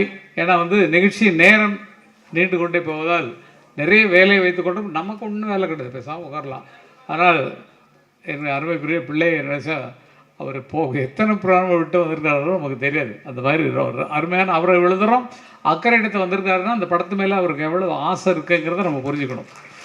இவ்வளோ நேரம் உட்காந்துருக்காருன்னா அந்த ஆசையும் புரிஞ்சுக்கணும். நீங்கள் நிஜமாவே ரொம்ப சந்தோஷமான ஒரு விஷயம். இங்கே பார்க்குறது எல்லாமே மனசுக்கு மகிழ்ச்சியான ஒரு விஷயமாக இருக்கிறது. அப்பா அப்பா அப்பா அப்பா அப்பான்னு கூப்பிடக்கூடிய 2 பிள்ளைங்க இன்றைக்கி இங்கே வந்தது. டைரக்டர் வரும் சீமான் அவர்களும் அப்பா அப்பா அப்பாவை தவிர வேறு ஒன்றும் கிடையாது. அப்பா அவர் பெரியப்பா, நான் சித்தப்பா, அது மாதிரி.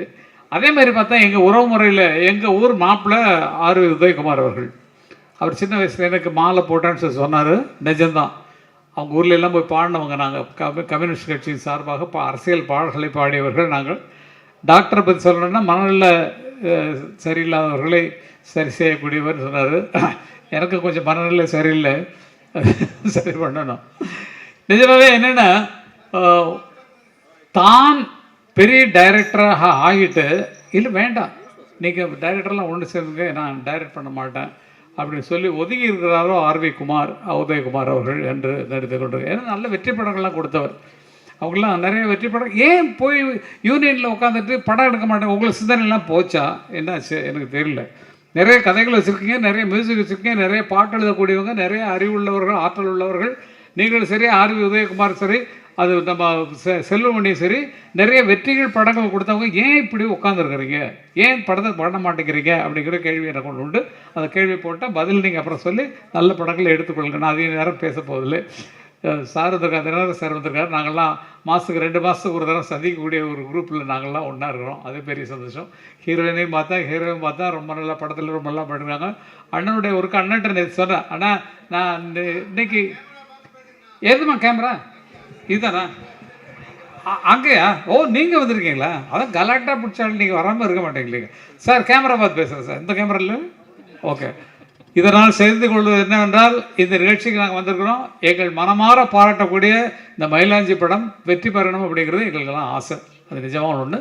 இன்றைக்கி என்ன நாள்னு சொன்னால், இன்றைக்கி நிச்சயதார்த்தம் பண்ணக்கூடிய ஒரு நாள். இன்றைக்கி நிச்சயதார்த்தம் பண்ணுறோம். ரிலீஸ் அன்றைக்கி தான் முகூர்த்த நாள் அன்றைக்கு அறிவிக்கப்படும், பின்னால் அறிவிக்கப்படும். இன்றைக்கு நிச்சயதார்த்தம் பண்ணியாச்சு. இந்த இவங்க நடிக்கிறாங்க, இவங்க பார்ட்டிசிபேட் பண்ணிருக்கிறாங்கன்னு அறிவிச்சாச்சு. படம் ரிலீஸ் அன்றைக்கி தான் திருமண நிகழ்ச்சியாக நடக்கும். இந்த நிகழ்ச்சியில் கலந்துட்டது எனக்கு ரொம்ப பெருமை. ஏன்னா நாம் எதிர்பார்த்து காத்து கொண்டிருப்பது அருமைக்குரிய எங்கள் பிள்ளை சீமான் அவர்களது பேச்சை கேட்கத்தான். ஆகவே அவருக்கு நேரத்தை கொடுத்து அவர் பேசுமாறு கேட்டுக்கொண்டு, அது என்ன இன்ட்ரடக்ஷன்லாம் நிறைய வச்சுருக்காங்க, கட்டாகுங்க அப்படின்றாங்க. அதனால் கட்டாகாமல் அவர் எப்படி வரவேற்பீங்களோ வாங்க. ரொம்ப நன்றி. இந்த நிகழ்ச்சியில் கலந்து கொள்ள என்னை அழைத்ததற்காக அண்ணன் இளையராஜாவுக்கு நன்றி. ஏன்னா அவரே போயிட்டு வந்துடா அந்த நிகழ்ச்சிக்குன்னு அவரும் சொன்னார் நேற்று நைட்டு. ஆகையால் அதுக்காக அண்ணனுக்கு நன்றி. அண்ணன் எப்போதும் அப்படி தான், அண்ணன் இல்லைன்னா தம்பி அங்கே நிற்பேன், அதுக்காக தான். ஓகே, ரொம்ப நன்றி. உங்களை எல்லாம் பார்த்தது உங்களுக்கு இருக்குது. நான் அப்புறம் வரேன். தேங்க்யூ. எல்லாருக்கும், பத்திரிகையாளர்கள் அனைவருக்கும் நன்றி. அஜயன் பாலா என்னோட வீட்டுக்கு எல்லா பாட்டுகளும் போட்டு காமிச்சார். ரொம்ப நல்லா இருந்தது. அவர் படம் மயிலாஞ்சி வெற்றி பெற வாழ்த்துகிறேன். அனைவருக்கும் வணக்கம். இல்லை, நிறைய பேசிட்டாங்க. இன்னும் சீமான் அவர்கள் பேச வேண்டியிருக்கு. முக்கியமாக எங்கள் அமரண்ணம் பேச வேண்டியிருக்கு. அவங்களாம் நிறைய கண்டென்ட்டை கொடுப்பாங்க. மயிலாஞ்சி ஒரு 8 மாதத்துக்கு முன்னாடி மயிலாஞ்சின்னு ஒரு படம் வந்தது.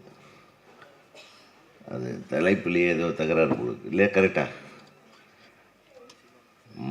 ஈலாஞ்சி, இது மயிலாஞ்சி. அஜயன் பாலா அவர்களுக்கு எனது மனமார்ந்த வாழ்த்துக்கள். ஏன்னா நீண்ட நெடிய பயணத்திற்கு பின் ஒரு நல்ல டாக்டர்கிட்ட போய் அவர் ஒரு அற்புதமான ஒரு ப்ரெஸ்கிரிப்ஷன் கொடுத்துருக்காரு. வாங்க தம்பி, டாக்டர்கிட்ட போனால் உடம்பு சரியில்லைன்னா அல்லது நான் நல்லா இருக்கணும் என்ன பண்ணணும்னா ப்ரிஸ்கிரிப்ஷன் கொடுப்பாங்க. இவர் போயிருக்கிறாரு, நான் நல்லா டைரக்டராக வரணும் அப்படின்னு அவர் மயிலாஞ்சின்னு ஒரு ப்ரிஸ்கிரிப்ஷன் கொடுத்துருக்காரு. நல்ல விஷயம், நல்ல டாக்டரையா. இந்த மாதிரி டாக்டர்களை தான் எங்கள் இயக்குனர் சங்கத்துக்கு தேவை. நிறைய பேர்த்த அனுப்புகிறோம், நிறைய பேஷண்ட்டுக்கு சுற்றிட்டு இருக்கானுங்க. உண்மையா சார்? நீங்கள் விதவிதமான பேஷண்ட்டுகளை பார்ப்பீங்க. உங்களுக்கு ப்ரிஸ்கிரிப்ஷன் பேட் வந்து ஃபுல்லாகிடும். அற்புதமான கதைகளோட நிறைய பேர் இருக்குங்க. உங்களுடைய அட்ரஸை நான் டைப் பண்ணி எனக்கு அனுப்பிடு. நாளைக்கு காலையிலேருந்து பாரு கூட்டிகிட்டு போய் விட்றதுக்கு ஆள் ரெடியாக இருக்கார். உங்களுடைய மச்சானா எங்கன்னு டாக்டரை பற்றி ரொம்ப அழகாக சொன்னார். பேர்பட்ட ஒரு கேரக்டர்னு சொல்லிட்டு அவர் வந்து டாக்டர் வந்து பேசும்போது அவர் நட்புக்கு எவ்வளவு முக்கியத்துவம் வச்சுருக்காரு, அந்த நட்பை வந்து எந்த அளவுக்கு வந்து அவர் வந்து ஒரு புனிதப்படுத்தக்கூடிய ஒரு தன்மை. அவர் வந்து இவர் சொன்ன மாதிரி எங்கேயும் சரியாக சாப்பிடுவார். கரெக்டான உணவு சாப்பிட்றதுக்காக பல இடங்களில் தப்பிச்சிருக்கிறார். சாப்பிட மாட்டார்ன்றதல்ல, ஆமாம் எஸ்கேப்பு அவருக்கு தெரியும். ஏன்னா அவரே டாக்டர் இல்லையா. அதனால் இவங்கெல்லாம் பேசிகிட்டு இருக்கும்போது எனக்கு ஞாபகம் வந்துடுச்சு. எனக்கு வந்து 1976 மெடிக்கல் காலேஜில் எனக்கு வந்து இடம் கிடச்சிது. நான் கோயம்புத்தூர் மாவட்டத்தில் முதல் மார்க் வாங்கினேன் செகண்ட் குரூப்பில். கோயம்புத்தூர் மெடிக்கல் காலேஜில் எனக்கு இடம் கிடச்சிருச்சு. கோயம்புத்தூர் அக்ரிகல்ச்சர் யூனிவர்சிட்டிலேயும் இடம் கிடச்சிருச்சு. எங்கள் அப்பாவுக்கு வந்து 4500 ரூபா தான் ஃபீஸ். அப்போ எங்கள் அப்பா கையில் காசு இல்லை. தோட்டத்தில் வறுமை, அதாவது மழை இல்லாதனால தண்ணி இல்லை, ஒன்றும் பண்ண முடியாது. எங்கள் அப்பா வந்து ஒரு பிறவி கம்யூனிஸ்டாக மாற்றினதுக்கு காரணமே பாவலர் வரதராஜன்.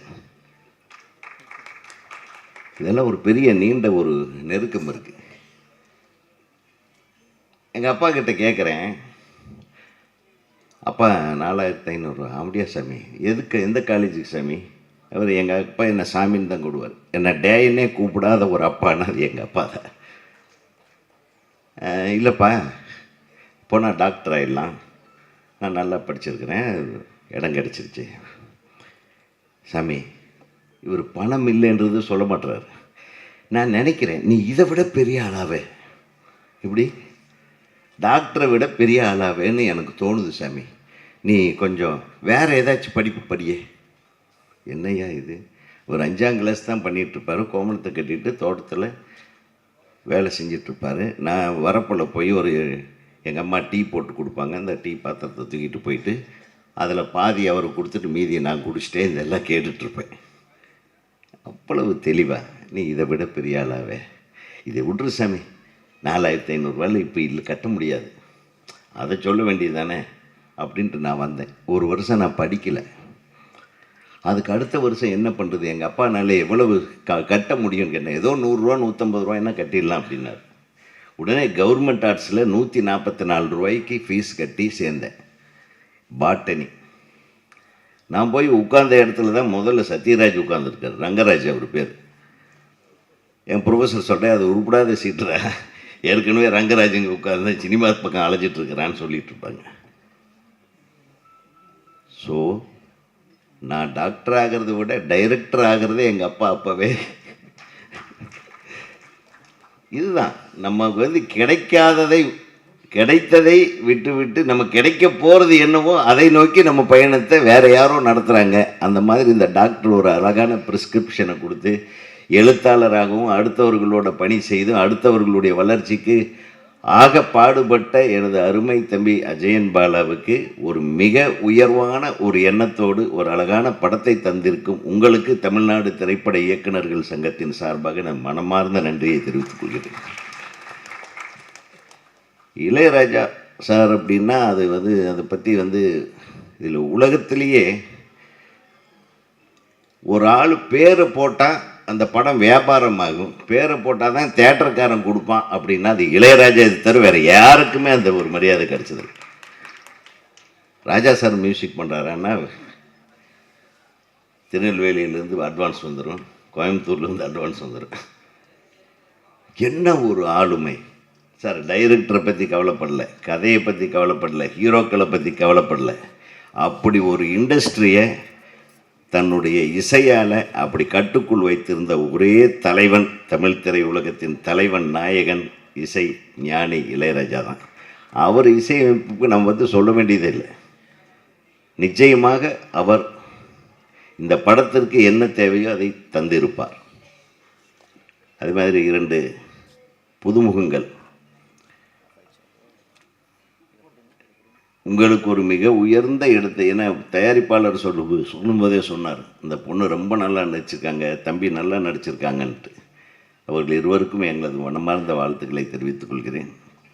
அது மட்டுமல்ல, ஒளிப்பதிவாளரும் சரி, எடிட்டரும் சரி, மற்றும் இந்த திரைப்படத்திலே பல காரணங்களால் ரொம்ப டிலே ஆகிடுச்சோ ஏஜென் அவ்வளவு நாள் இவர் கூட பயணம் செய்து ஒரு இயக்குனருக்கு முழுமையான ஆதரவை வழங்கிய இணை இயக்குனர்கள், துணை இயக்குனர்கள் அனைவருக்கும் எனது மனமார்ந்த வாழ்த்துக்களை தெரிவித்துக் கொள்கிறேன். ஏன்னா ஒரு படத்துக்கு என்ன தான் ஒரு டைரக்டர் இருந்தாலும் கரெக்டான அசிஸ்டன்ட் டைரக்டர் இருந்தால் தான் அந்த படம் உருப்படியாக வரும். ஸோ அசிஸ்டன்ட் டைரக்டர்கள் இங்கே யாருமே இல்லை போல் கைத்தட்ட மாட்டேன்றீங்க. பாவம், கைத்தட்டுறது கூட உங்களால் முடியாமல் உட்காந்துருக்கீங்கன்னு நினைக்கிறேன். ஏயா சொல்லு. அஜயன் மேலே ஒரு புண்ணு சிரிப்பு தான், ஜாஸ்தி பேச மாட்டார். ஆனால் பேசினா கருத்தாளத்தோடு தான் பேசுவார். உன்னுடைய நல்ல இதயத்துக்கு இந்த படம் மிகப்பெரிய வெற்றி படமாக அமையும். நீங்கள் எப்போவோ ஜெயிச்சிருக்க வேண்டிய ஆள். Late but never. அதே போல் அண்ணன் கங்கை அமரன் வந்திருக்கிறது இதில் மிக சிறப்பான விஷயம். ஏன்னா இளையராஜாவையே பார்க்குற மாதிரி இருக்குது. இந்த மேடையில் இசைஞானி இல்லாத குறையை தீர்க்க எங்கள் அண்ணன் வந்திருக்காரு. ஏன்னு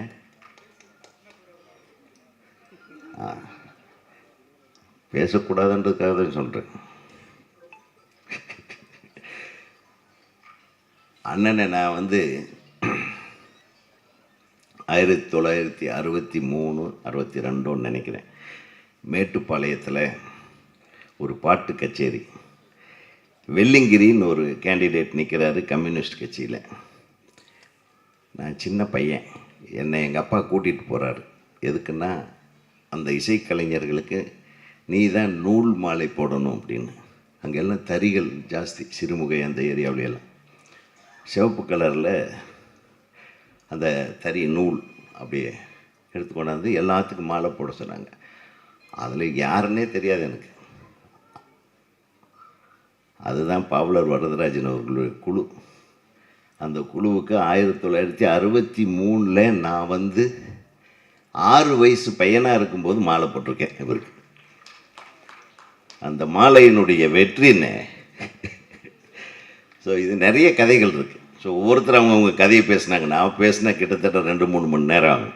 வேண்டாம், என்னை தம்பி அழகாக சில கதைகளை சொல்லி, ஏன்னா நம்ம எல்லாம் கூட பரவாயில்ல, ஏதோ சினிமான்ட்டு இதோ எனக்கு அடுத்து இன்னொரு வேலை இருக்குன்னு தம்பி கிளம்பி போனார், அந்த மாதிரி நம்மளும் கிளம்பி போயிடலாம். ஆனால் 6 மாதத்தில் எலெக்ஷன் வரப்போகுது. இனி யார் யாரையெல்லாம் வச்சு செய்யலான்னு பிளான் பண்ணிகிட்ருக்கிற என் தம்பி, அவனுடைய ஒவ்வொரு மணித்துளியும் வந்து அப்படி பரபரப்பான மணித்துளி. அவர் பேச்சு பரபரப்பு, அவருடைய நடை உடையும் பரபரப்பு, அவர் செய்யும் செயல்கள் அனைத்தும் பரபரப்பு. அப்படி பரபரப்பாக இயக்கி கொண்டிருக்கின்ற எங்கள் இயக்குனர் சங்கத்தின் மதிப்புமிகு உறுப்பினர் எனது அன்பு தம்பி சீமான் அவர்கள் பேசுவதை கேட்பதற்காகத்தான் நானும் வெயிட் பண்ணிகிட்ருக்கேன். ஏன்னா சீமான் வந்து மனசில் ஒன்று வச்சுக்கிட்டு வெளியே ஒன்று பேசுகிற ஆள் கிடையாது. என்னை பொறுத்தவரை நான் பல நாட்களாக நான் வந்து ஃபாலோ பண்ணிகிட்ருக்கேன். அன்னைக்கு என்ன இம்பார்ட்டண்ட்டோ, அன்னைக்கு எதுக்கு எப்படி சப்போர்ட்டிவாக இருக்கணும், அன்றைக்கி அது சப்போர்ட்டாக இருப்பார். ஸோ இந்த படத்துக்கு எந்த அளவுக்கு நம்ம தனஞ்சயன் சார் கேட்டார், அதெல்லாம் ஒரு பிரச்சனையே கிடையாது. படம் பார்த்துட்டேன்னா அவரை விட ஒவ்வொரு இடத்துலையும் படத்தை பற்றி பேசக்கூடிய ஆள் வேறு யாரும் கிடையாது. ஏன்னா சினிமாவத்தை மிக மிக உயர்வான ஒரு ஒரு ஒரு கலைப்படைப்பை வந்து நேசிக்கக்கூடிய ஒரு அற்புதமான தம்பி சீமான் அவர்கள். தமிழுக்கு கிடைத்த ஒரு பொக்கிஷம். நீ வந்து பேசணும் கண்ணே, அதுக்காக தான் நான் வந்து இத்தோடு இந்த வாழ்த்துக்களை முடித்து கொண்டு அமைகிறேன். நன்றி, வணக்கம். எல்லாருக்கும் வணக்கம். தனஞ்சயன் சார் சொன்ன மாதிரி ரொம்ப டைம் இருக்குமான்னு தெரியல. அஜயன் சார், பாலா சார் நிறையா பேச வேண்டியிருக்கும். அந்த நாள் பார்த்தாது எனக்கு.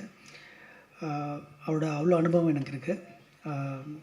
இந்த படத்தோட தயாரிப்பாளர் அர்ஜுனன் சார் அவர்களுக்கு வாழ்த்துக்கள்.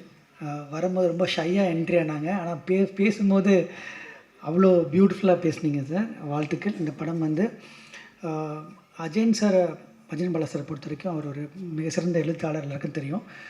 அவரை புரிஞ்சுக்கிட்டு அவரை ப்ராப்பராக அதை கைட் பண்ணி அந்த படம் பண்ணணுன்னா கண்டிப்பாக அந்த மாதிரி ஒரு சினிமாவை தமிழை ரொம்ப நேசிக்கிற ஒருத்தரை தான் பண்ண முடியும். அதுக்கு நீங்கள் ரொம்ப உங்கள் பேசிலே தெரிஞ்சது சார், அது ரொம்ப ரொம்ப சரியாக இருந்தது.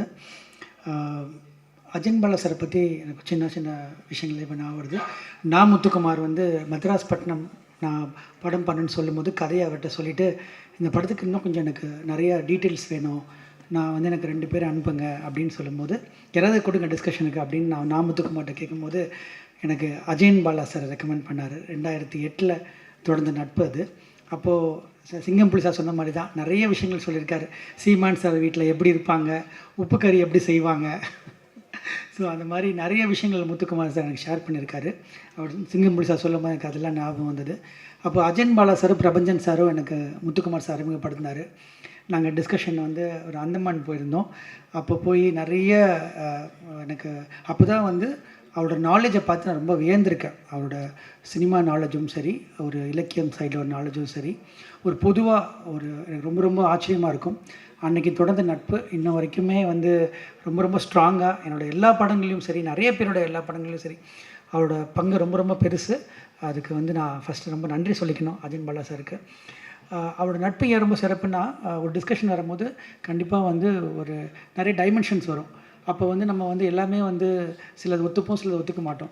அப்படி ஒரு டிஸ்கஷன் வரும். நிறைய எங்களுக்கு ஆர்கியூமெண்ட் இருக்கும், நிறைய டிஸ்கஷனில் ஃபைட் இருக்கும். அப்படி நடக்கும்போது நம்ம ஒரு டிஸ்கஷன் ஃபைட் ஆர்கியூமெண்ட் நடக்கும்போது கொஞ்சம் கேப் விட்டுருவோம்.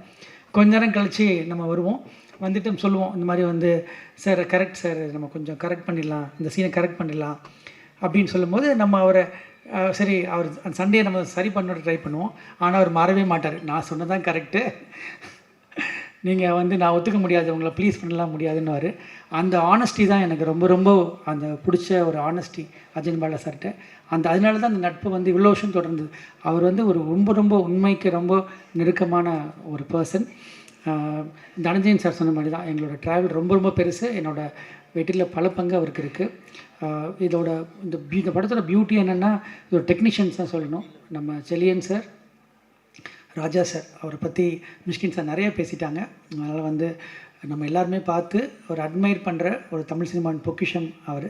ஸோ வந்து அவர், அப்புறம் ஸ்ரீகர் பிரசாத் சார், இவ்வளோ ஒரு பெரிய ஆர்மியை கூட்டிகிட்டு அஜயன் பாலா சார் வராரு. இந்த படத்தோட ஃபஸ்ட் கட் நான் பார்த்துட்டேன், மியூசிக்கே இல்லாத போது. இப்போ ராஜா சார் மியூசிக் பண்ண அப்புறம் எப்படி இருக்குன்னு நான் படம் பார்க்க வெயிட் பண்ணிகிட்ருக்கேன். கண்டிப்பாக வந்து ஒரு கவிதை மாதிரி இந்த படம் இருக்கும் நான் நம்புகிறேன்.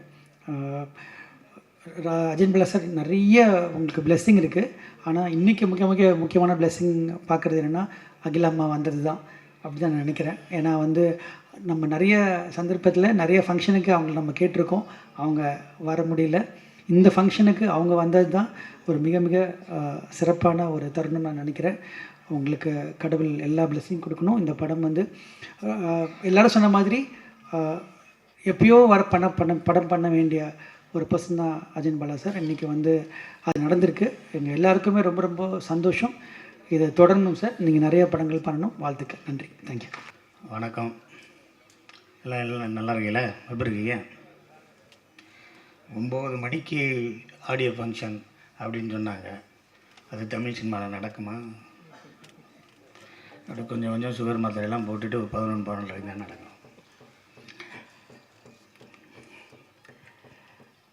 இந்த மயிலாஞ்சி இந்த படத்தை பற்றி என்ன பேசுகிறது அப்படின்னு இங்கே மேடையில் இருக்கிற எல்லா பெரியவங்களுக்கும் என்னோடய முதற்கண் வணக்கத்தை சொல்லிக்கிறேன். ஒவ்வொருத்தரையும் பற்றி பேசணும்னா நான் 5 வரி பேசுவேன், 10 வரி பேசுவேன், 15 வரி பேசுவேன், 20 வரி கூட பேசுவேன். ஆனால் அடுத்தவங்கெல்லாம் பேசணுங்கிறதுனால வணக்கத்தை சொல்லிட்டு மற்ற விஷயங்கள் பேசிடுவோம்.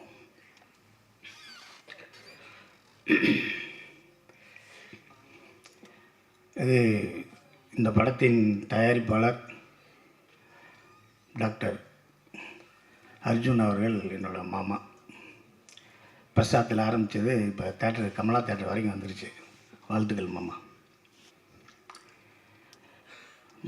ஒரு 8 வருஷத்துக்கு முன்னாடி 10 வருஷத்துக்கு முன்னாடி என்னென்னா நாங்கள் இப்போ எங்கள் சொந்த ஊர் வந்து சேத்தூர், ராஜபாளையம் பக்கத்தில்.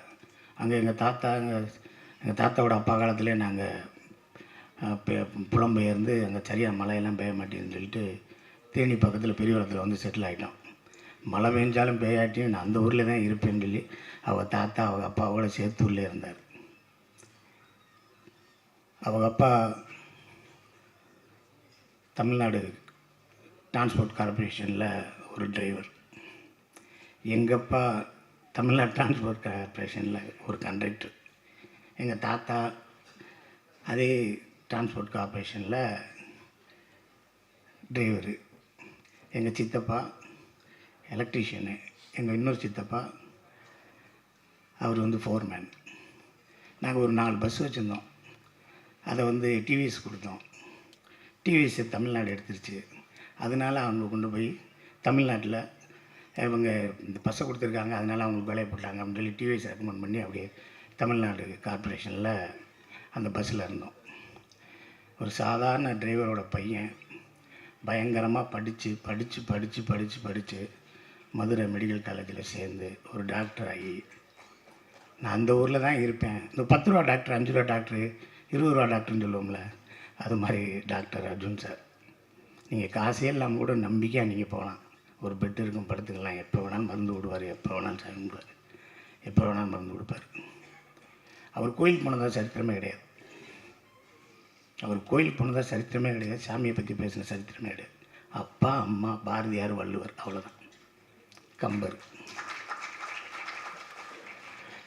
அவரை ஹோட்டலில் சாப்பிட்டு அவர் உட்கார வச்சு ஹோட்டலில் சாப்பிட்ற மாதிரி ஒரு போட்டா காமிச்சிட்டேன்னா நான் உங்களுக்கு 1 லட்ச ரூபா தரேன்.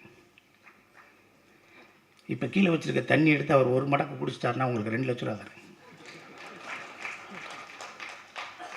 ஏசிலேயே கொண்டு போய் 3 மணி நேரம் உட்கார வச்சுட்டேன்னா 4 லட்ச ரூபா தரேன்.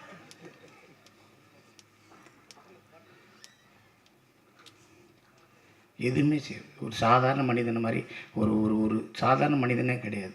இப்போ ஒரு காமெடி அவர் வார்த்தையெல்லாம் வருதில்ல, அவங்கெல்லாம் மனித இனத்துக்கு அப்பாற்பட்டவர்கள்னு சொல்ல வரல. அது மாதிரி அவரோட தனி மனித ஒழுக்கம் வந்து அவரை மிகப்பெரிய லெவலுக்கு கொண்டு போயிருக்கு. இப்போ கூட நேற்று சென்னையிலேருந்து வந்திருக்காரு, இது சேத்தூர்லேருந்து வந்திருக்காரு. எனக்கு தெரிஞ்சு நேற்றே தயிர்ச்சோறு புளிச்சோறு கட்டி வந்துருவார்னு நினைக்கிறேன். எங்கேயுமே சாப்பிட்ருக்க மாட்டார், இனிமேலும் சாப்பிட மாட்டார். நீங்கள் ஏதாவது ஒரு அன்பாக ஏதாவது கொடுத்துருங்க, காய் வாங்கி வச்சுட்டு பின்னாடி வச்சுக்கிறாரு, அதுக்கப்புறம் யார்கிட்டயா கொடுத்துருவார். 8 வருஷத்துக்கு முன்னாடி 10 வருஷத்துக்கு முன்னாடி என்னை பார்க்குறாரு. நான் என் குலதெய்வம் கோயிலுக்கு போகிறேன். என்கிட்ட வந்து மாமா எனக்கு ஒரு படம் பண்ணுங்க அப்படின்னாரு. பண்ணிடுவோம் மாமா. எவ்வளோ செலவாகும் அப்படின்னாரு. இவ்வளோ ஆகும் அப்படின்னு.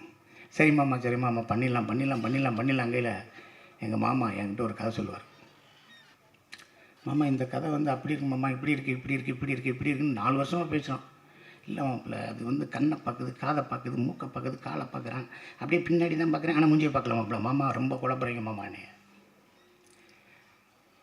அப்படியே போச்சு. எனக்கே நல்லதாக தெரிஞ்சு மாமாவை வந்து நான் ஒரு சினிமாவை கூப்பிட்டு வந்து மாமாவுக்கு ஏதோ நல்லது நடந்துச்சுன்னா ஓகே, மாமாவுக்கு ஏதாவது ஒன்றுச்சுன்னா சிங்கப்பள்ளி கரெக்ட் பண்ணி டாக்டர் காலி பண்ணிட்டான்னு சொல்லிடுவாங்க. ஆக நான் லேட் பண்ணது கூட மாமாவுக்கு நல்லது. மாமா வந்து படம் எடுக்கிறேங்கனாரு, நான் எடுக்கலை. ஆனால் ஏன் எடுக்கலைன்னா அவர் சொன்ன கதையை நான் பண்ணாதனால நான் எடுக்கலை. ஆனால் அஜயன் பாலாவை சந்திக்கும் போது அஜயன் பாலா சொன்ன கதையை கேட்டிருக்காரு, அதை தான் எடுக்கிறாரு. அப்போ என் மாமா மேலே எனக்கு கோபம் வராதா? ஆனால் இருந்தாலும் இந்த மயிலாஞ்சிக்கு அவர் சேர்த்த ஒரு கூட்டணி இருக்க, செலியன், ராஜா சார், ஸ்ரீகர் பிரசாத் இப்படிங்கிற ஒரு மிகப்பெரிய கூட்டணி இருக்குது. இந்த கூட்டணிக்கு வந்து மாமா வந்து எவ்வளோ தூரம் சினிமாவை நேசிச்சுன்னா இந்த கூட்டணிக்கெல்லாம் நல்லது சொல்லுவார் அப்படின்னு ஒரு விஷயம் இருக்குது. சினிமாவை அதிகமாக நேசிக்கிற ஒரு கேரக்டர் அவர், ரொம்ப அதிகமாக நேசிப்பார்.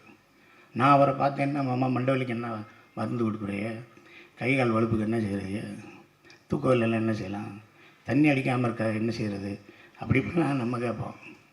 ஆனால் அதுக்கு முன்னாடி மாப்பிள்ளை ஒரு படத்துக்கு எவ்வளோ லென்த் இருக்கும், இந்த சீனை எப்படி எடிட் பண்ணுறாங்க, இந்த சீனை எப்படி டப் பண்ணுறாங்க, இந்த விஷுவல்ஸ் எல்லாம் எப்படி பண்ணுறாங்க, இது எந்த கேமராவில் எடுக்கிறாங்க, என்ன ஏது அப்படிங்கிறத டெய்லி கேட்டுகிட்டே இருப்பார். எங்கள் வீட்டிலே சொல்லுவாங்க, எவ்வளோ நேரங்க 1 மணி நேரமாக ஒரு ஆள் கூட பேசுவீங்க, யார் கூட பேசுவீங்க அப்படின்னா தயாரிப்பாளர் டாக்டர் அர்ஜுன் அவர்களோட தான் பேசுவார். நைட்டு 10 மணிக்கு பேச ஆரம்பிச்சா 11 மணி வரைக்கும் 12 மணி வரைக்கும் பேசுவார். நிறையா பேசுவோம். மாமாவை எப்படியாவது சினிமாவில் இழுத்து விடணும் போது அப்படின்னு சொல்லிட்டு காதர் பச்சா முத்துராமலிங்கங்கிற படத்தில் ஒரு ஜட்ஜு கேரக்டர் முத்தியாட்டை சொல்லி, வாங்க மாமா அப்படின்னு, எப்போ மாப்பிள்ளை வரணும்னா 5 மணிக்கு வாங்க மாமா காலையில், நீங்கள் அங்கேருந்து வரணும், அப்படி கொஞ்சம் லேட் ஆகிடும், வாங்க உங்களுக்கு தான் ஃபர்ஸ்ட் ஷாட் இருந்து 5:30 வந்துட்டார். நம்மளுக்கு மதியானம் தான் எடுத்தாங்க, ஒரு 1:30 மணிக்கு தான் எடுத்தாங்க. மாப்பிள்ளை 5 மணிலேருந்து வந்துருக்கேன்னு, மாமா சாப்பிடுங்க மாமா. அப்புறமேல் டப்புன்னு போய் காருக்குள்ளே உட்காந்து ஏதோ டிஃபன்லேருந்து அதை சாப்பிட்டார். நீங்கள் சாப்பிடலையா மாப்பிள்ளைன்னு மாமாவை கூப்பிட்டு போனோடனே அதில் தோசை ஊற்றிருந்தாங்க. தமிழ் சினிமாவில் இப்போ புதுசாக ஒன்று வந்துருக்குல்ல, லைவாக தோசை ஊற்றுறது, லைவாக இட்லி ஊற்றுறது, லைவாக பூரியை போடுறது, சின்ன சின்ன தோசையாக போட்டாங்க. என்ன மாப்பிள்ளை, என்ன மாமா சின்ன தோசையாக இருக்கும், சினிமாவில் ஒருத்தன் வளர்ந்துட்டான்னா அந்த எல்லா சாப்பாடுமே சிறுசாயிரும். பெரிய இட்லியை போட்டாங்கன்னா அவன் இன்னும் சின்ன டெக்னீஷியனாக இருக்கணும். ஏன்னா பெரிய இட்லியை பெரிய டெக்னீஷியன் கடிக்க முடியாதான், அதனால் சின்ன இட்லியை போய் சின்ன தோசையை போட்டால் நான் பெரிய ஆளு தான் சின்ன தோசையை போடணும். மனுஷன் பெருசாக சினிமாவில் பெருசாகிறேன்னா அவன் கேரியர் திறந்து பண்ணால் இட்லியிலே சின்ன இட்லியாக இருக்கும். ஏன்னா அவர் கடிக்க மாட்டார், ஏன்னா அவர் வேறு வேலை இருக்குது, வேறு என்ன வேலை இருக்குன்னு தெரியல.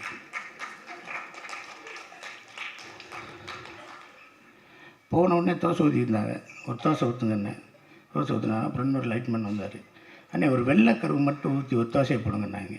அதையும் பார்த்தாரு. அண்ணே வெள்ளைக்கருவு மஞ்சள் கொண்டு கொஞ்சம் கலக்கி வெங்காயத்தோடு சேர்த்து ஊற்றுங்கன்னாங்க. அதையும் பார்த்தாரு. ஏன் மாமா இப்படி ஒவ்வொருத்தருக்கும் தோசை சுடுவாங்களாண்ணா அப்படின்னு நினச்சேன். மாமா இன்னும் 2 வருஷம் லேட் ஆகும் போல படம் எடுக்கிறது.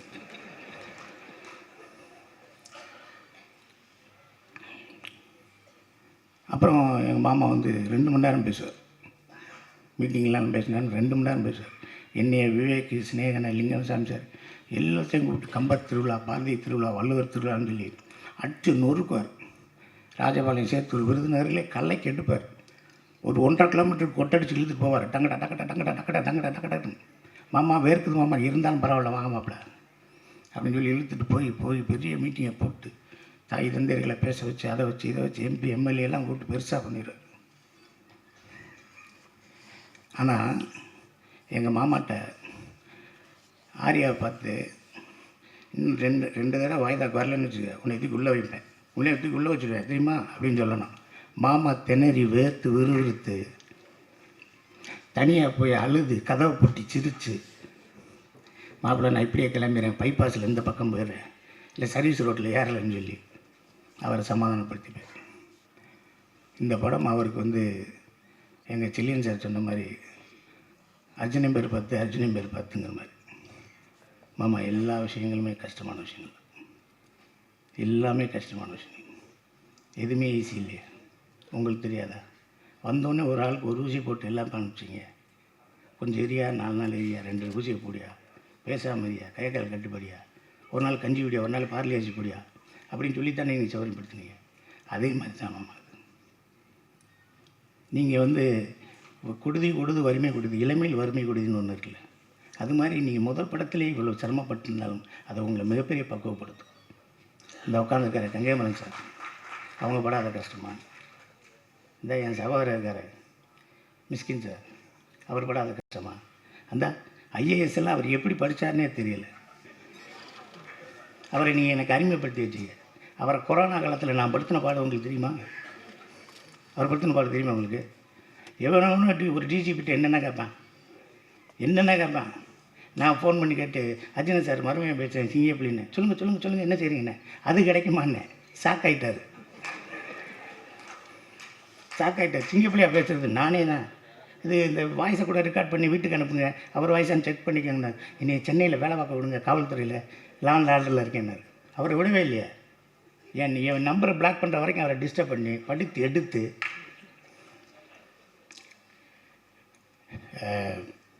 அன்னைக்கு நடந்து போயிட்டுருக்கையில் அந்த ₹1 தூக்கி இவர் ₹1 கொடுத்தாராம், அவர் ₹1 வச்சுக்கிட்டாராம். அந்த காசை வச்சுக்கிட்டு எப்படி இருந்தீங்க? இன்கம் டேக்ஸ் ரைடெல்லாம் வந்திருந்தால் என்ன ஆயிருக்கும்? நானும் எத்தனையோ பேரோட நடந்து போகிறேன். என்கிட்ட தான் ₹10 வாங்கிட்டு போகிறாங்க. எனக்கு ஒருத்தன் கூட காசு கொடுக்கல. தமிழ் சினிமாவில் ஒரே ஒரு விஷயம், பெரிய இயக்குநர்கள்ட்ட இருந்தால் படம் கிடைக்கும். அடுத்து எங்கள் அன்னை சீமான் அண்ணன் வீட்டில் வெங்காயம் உரிச்சா படத்தில் டைரக்டர் ஆகிடும். நீங்கள் ஒன்றுமே வேணாம், எங்கள் அண்ணன் வீட்டில் போய் தினம் போங்க, சாப்பாடு போடுவார், அது போடுவார், இதை போடுவார். சாப்பாடுன்னு சாதாரண சாப்பாடெலாம் கிடையாது. ஒரு தடவை என்ன செஞ்சார், பாலா சார்கிட்ட வேலை பார்த்துக்கிட்டு இருக்கையில் அண்ணன் சீமான் அண்ணன் வீட்டுக்கு போயிட்டேன். மத்தியானம் சாப்பிடுவோம்டா அண்ணன். நான் சாப்பிடுவேன். சரி ஏதாவது வாங்கிட்டு வந்துடு, நான் சாப்பிட்டு வந்தேன். வா காலையில் OMC வாக்கிங் போகலாம், ஓடணும்டா நீ அப்படின்னு என்னை கூப்பிட்டு போயிட்டார். மதியானம் போய் சாமி வாங்கிட்டு வரானு.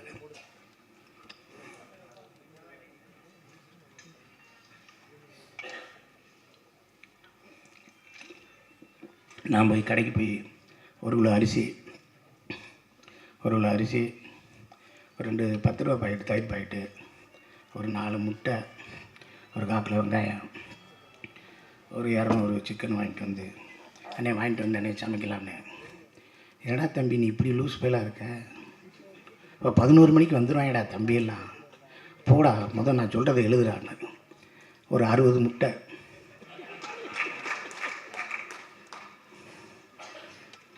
6 கிலோ கோழிக்கறி, 4 கிலோ மட்டனு, அந்த இது மாதிரி இருக்கும்டா, வரகரிசி மாதிரி இருக்கும்டா, அது 2 கிலோ வாங்குடா. சின்ன வெங்காயம் ஒரு 5 கிலோ வாங்குடா. பச்சை மிளகா வாங்குடா. இல்லை 3 லிட்டர் தயிரை வாங்குடா. அந்த பொம்பளை பிள்ளைகிட்ட சொல்லி ஒரு 30 பேர் சாப்பிட்ற மாதிரி ரசம் வைக்க சொல்கிறா. இல்லை அவனுக்கு ரசம் தானே பிடிக்கும், சாப்பிட மாட்டான்டா. இந்த கொஞ்சம் போல் பழைய சோறு தான் தனியாக வைக்க சொல்கிறா, அந்த தயிரை தனியாக வைக்க சொல்கிறா, அந்த மோர் வெங்காயத்தை வைக்க சொல்கிறா. சின்ன வெங்காயம் நிறைய பேர் சாப்பிடுவாங்கடா. இதை இல்லாமல் 60 முட்டையை அவனை வைக்க வைடா பார்த்தாதுரா பாடுறா அப்படின்னா. அதே மாதிரி 3 மணிக்கு வந்தாக எங்கேருந்து வர்றாங்கன்னே தெரியாது, எப்படி சாப்பிட்டு போகிறாங்கன்னே தெரியாது. தட்டை கூட கழுவாமல் போயிடுவாங்க. நான் கூட சொன்னேன், என்ன அவனுக்கு தட்டை கழுவி சொன்னேன், விரு அவனுக்கு வேறு வேலை இருக்கும்டா, போய் தொலைகிறான்டா, தட்டு தான்டா நம்ம கழுவும்டா, அதையும் OMC போன உடற்பயிற்சியாக நினச்சிக்கணும்டா, விட்றா. போனீங்கன்னா நான் முத்துக்குமார்லேருந்து அத்தனை பாடலாசிரியர் வருவார், அத்தனை இயக்குனர் வருவார், அத்தனை ஒளிப்பதிவாக வருவார். நீங்கள் எங்கேயும் போய் ஒவ்வொருத்த வீட்டு கதவை தட்டி வாய்ப்பெல்லாம் கேட்கணும். அன்னை வீட்டில் உட்காந்துக்கிட்டே இருந்தாலே வாய்ப்பு வந்துடும். அந்த மாதிரி ஒருத்தர் எங்களுக்கு கிடச்சது. நாங்கள் சென்னையிலே இருந்து போராடி வர்றதுக்கான ஒரு வாய்ப்பாக இருந்துச்சு. அண்ணனை பற்றி அண்ணனும் செல்லியனும் அப்படியே கோடம்பாக்கத்துலேருந்து அப்படியே நடந்தே போகலாம். வாய்ப்பே வரலன்னு செல்லியன் சார் சொன்னான். சொல்லிடலாமா செல்லியன் சார், சொல்லிடலாமா? ஐயோ ரொம்ப கஷ்டமாக இருக்குமே. நம்ம ஒரு பெண்களாக பிறந்திருந்தா வாய்ப்பு கிடச்சி பெரிய ஆள் ஆயிருக்குமோ, நடிகை ஆகிருக்கலாமா அப்படின்னு எங்கள் அண்ணன் கேட்டிருக்காரு. அதுக்கு செல்லியன் இருக்கும் அப்படின்னா, அதுக்கு எங்கள் அண்ணன் சொல்லியிருக்காரு, நீங்கள்லாம் பெண்ணாக பிறந்தா செவப்பாக பிறந்துடுவேன், நான்லாம் பிறந்திருந்தேன்னா கருப்பாக பிறந்துடுவேன், அப்பையும் எனக்கு பிரச்சனைண்டா அப்படின்னு. இதெல்லாம் மயிலாஞ்சி ஷூட்டிங் அப்போ தனியாக நின்று பேசிக்கிறீர்கள், நாங்களாம் சிரிச்சுக்கிட்டு இருப்போம். செகண்ட் ஷெட்யூல் போகல, என்ன சிரிக்கிறீங்கன்னு கேட்டுக்கிட்டே இருப்பாங்க. ஸோ அவர்களுக்கும் அவர்களுக்கான பந்தம்.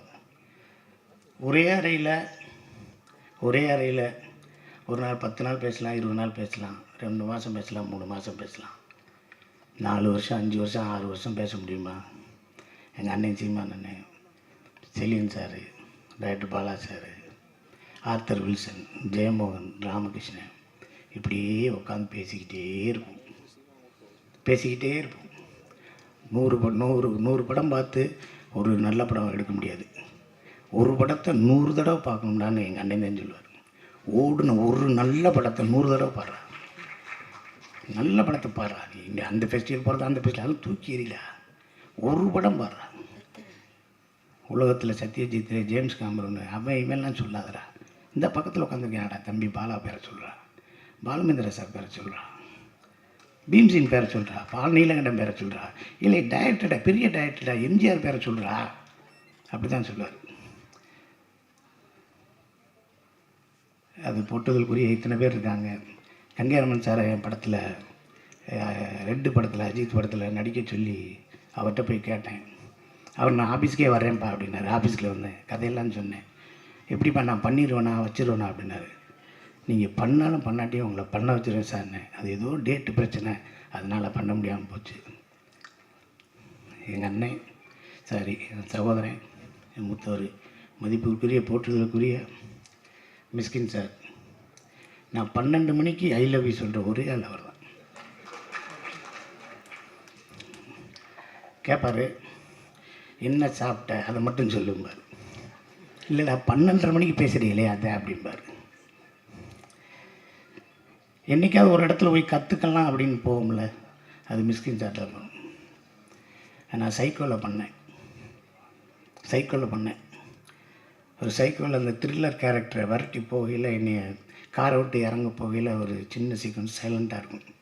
அப்போ தேட்டர் ஆடியன்ஸ் எல்லாம் கத்துனாங்க, சிங்கப்புலி இறங்கிறாத உன்னை கொன்றுவான், சிங்கப்புலி இறங்கிறாத கொன்றுவான்னாங்க. நான் இறங்கினேன், அதே மாதிரி அந்த சீக்வன்ஸில் என்னை காலி பண்ணிடுவாங்க. அப்போ சொன்னாங்க தேட்டரில், இறங்காத கொன்றுவான்னு சொன்னேன், இறங்காத கொன்றுவான்னு சொன்னேன்னு சொன்னாங்க. அதே ஆளுக்கு தான் 2.5 வருஷம் கழிச்சு மகாராஜா படம் பார்த்தாங்க. படம் பார்த்துக்கிட்டு இருக்கையில் என்னை பற்றி தெரிஞ்சோன்னே, இன்னமாடா நிற்கிற அவனை கொள்றான்னு. அதே 100 ரூபா கொடுத்தேன்னா இங்கே 120 ரூபா கொடுத்து என்னை கொள்ள சொன்னாங்க. ஒரு பெட்டி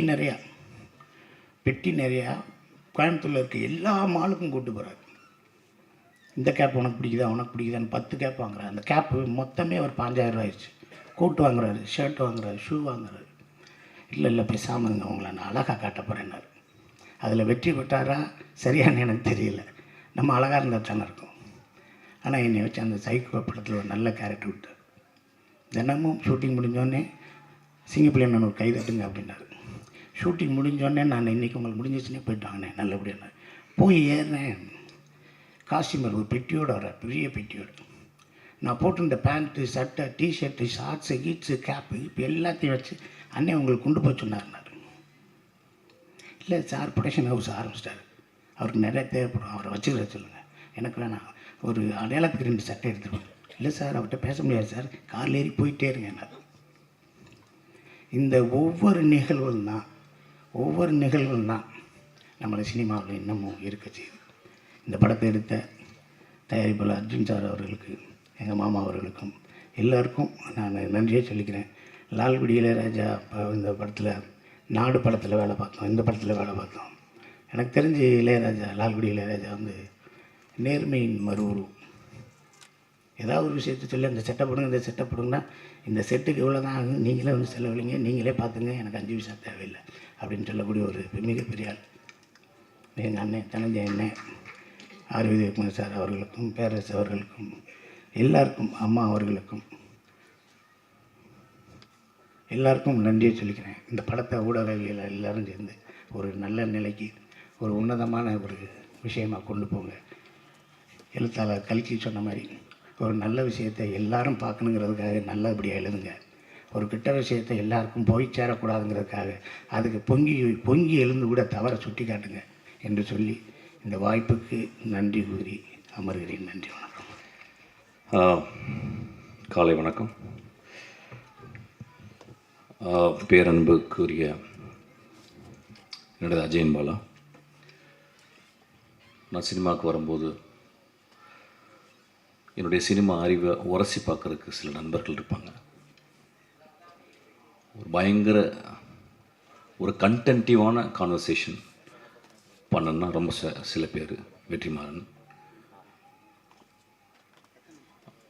அஜயன் பாலா, என்னுடைய அசிஸ்டன்ட் டைரக்டர் சில பேர் உங்களோட. ஸோ என் சினிமாவை ஒரு சிக்குமுக்கி கல் போல் நான் ஒன்று சொல்ல, அவர் அதை எதிர்த்து சொல்ல, ஒரு டயலக்டிக்கலாக என் சினிமாக்குள்ளே வந்ததுக்கு அஜயன் பாலாவும் காரணம். அஜயன் பாலா எங்கே இருக்கீங்க? Ajayan Bala. Very good human being. ரொம்ப பண்பான மனிதர், அன்பான மனிதர். அதனாலே ரொம்ப நாள் சினிமாவில் கிடைக்கல அவருக்கு சினிமா. இந்த சினிமாவில் நிறைய ரொம்ப தேவையில்லாமல் நல்லவங்க இருப்பாங்க ஆக்சுவலாக. அது மீரா கதிரவன் மாதிரி ஆக்சுவலி. ரொம்ப ஹானஸ்ட்டு, அவங்களுக்குள்ள ஒரு இன்னசென்ஸு இதெல்லாம் வச்சுக்கிட்டு இருப்பாங்க. ஸோ அதனால் ஆக்சுவலாக எனக்கு முன்னாடி வெற்றிமாறனுக்கு முந்தி அஜயன் பாலா சினிமா எடுத்துருக்கணும். But life is always it has its own plan. So இன்றைக்கி எடுத்திருக்காரு. இதில் என்ன எனக்கு ரொம்ப பிடிச்சது அப்படின்னா, இல்லை ராஜா அப்பாவை அவர் இன்க்ளூட் பண்ண தான். நான் உள்ளே உட்காந்துருக்கும்போது பாட்டு கேட்டேன். அது சில இடங்களில் அவர் ஏன் ராஜான்னு சொல்கிறோம் அப்படின்றது தெரிஞ்சது. ரொம்ப எக்ஸ்ட்ரானரி ஃப்ரேசஸ்ஸு.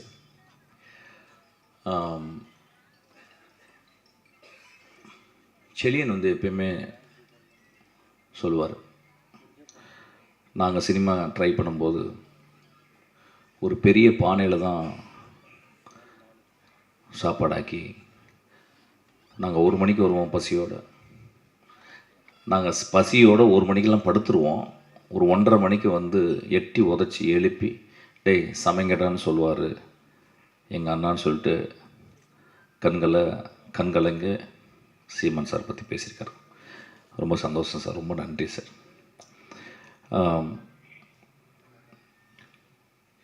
உங்களை சொல்ல போதெல்லாம் செலியனும் சில நண்பர்களும் அழுகிறத பார்த்துருக்கேன். இந்த இயற்கை உங்களை பத்திரமா பார்த்துக்கணும்னு நான் கேட்டுக்கிறேன். ப்ரொடியூசர் வரும்போது சொன்னார் நட்பு அப்படின்னாரு. வேறு துறைகளில் நட்பு இருக்கான்னு தெரியல, ஆனால் சினிமா துறை மாதிரி ஒரு நட்பை போற்ற ஒரு துறை உலகத்தில் எதுவுமே கிடையாது. சினிமாவுக்குள்ள கதைகள் சொல்கிறது அது ஒரு தனி, அது சமூகத்திற்காக அது ஒரு பெரிய சம்பாஷணை. சமூகத்தோடு பேசணும், நான் கண்டறிந்த விஷயங்களை சமூகத்துக்கு பகிர்ந்துக்கணும் அப்படின்னு சொல்கிறது ஒரு ஃபில்ம் மேக்கருடைய பாயிண்ட் ஆஃப் வியூ. நான் ஒரு பெஸ்ட்டு விஷயத்தை நான் கஷ்டப்பட்டு சம்பாதிச்ச, ரொம்ப கஷ்டப்பட்டு சிறுக சேமித்த பணத்தை ஒரு நல்ல விஷயத்துக்காக மக்கள்கிட்ட திருப்பி கொடுக்கணும் அப்படின்றது ஒரு ப்ரொடியூசர் பார்வை. ஒரு நடிகனும் நடிகையும் நாங்கள் அந்த ஒரு கலை படைப்பை நாங்கள் எப்படி நேசிக்கிறோம், அந்த கலை படைப்பில் அந்த கதாபாத்திரங்களை நாங்கள் மாறி நான் மக்கள்கிட்ட போய் சேர்றோம். ஸோ நீங்கள் சினிமா பற்றில எந்த ஆஸ்பெக்டில் பார்த்தாலும் அது ஒரு கிரேட்டர் குட்டாகவே இருக்கும். ஆனால் அதுக்குள்ளே ஒரு எக்ஸ்ட்ரானரி விஷயம் என்னென்னா அவருடைய நட்பு.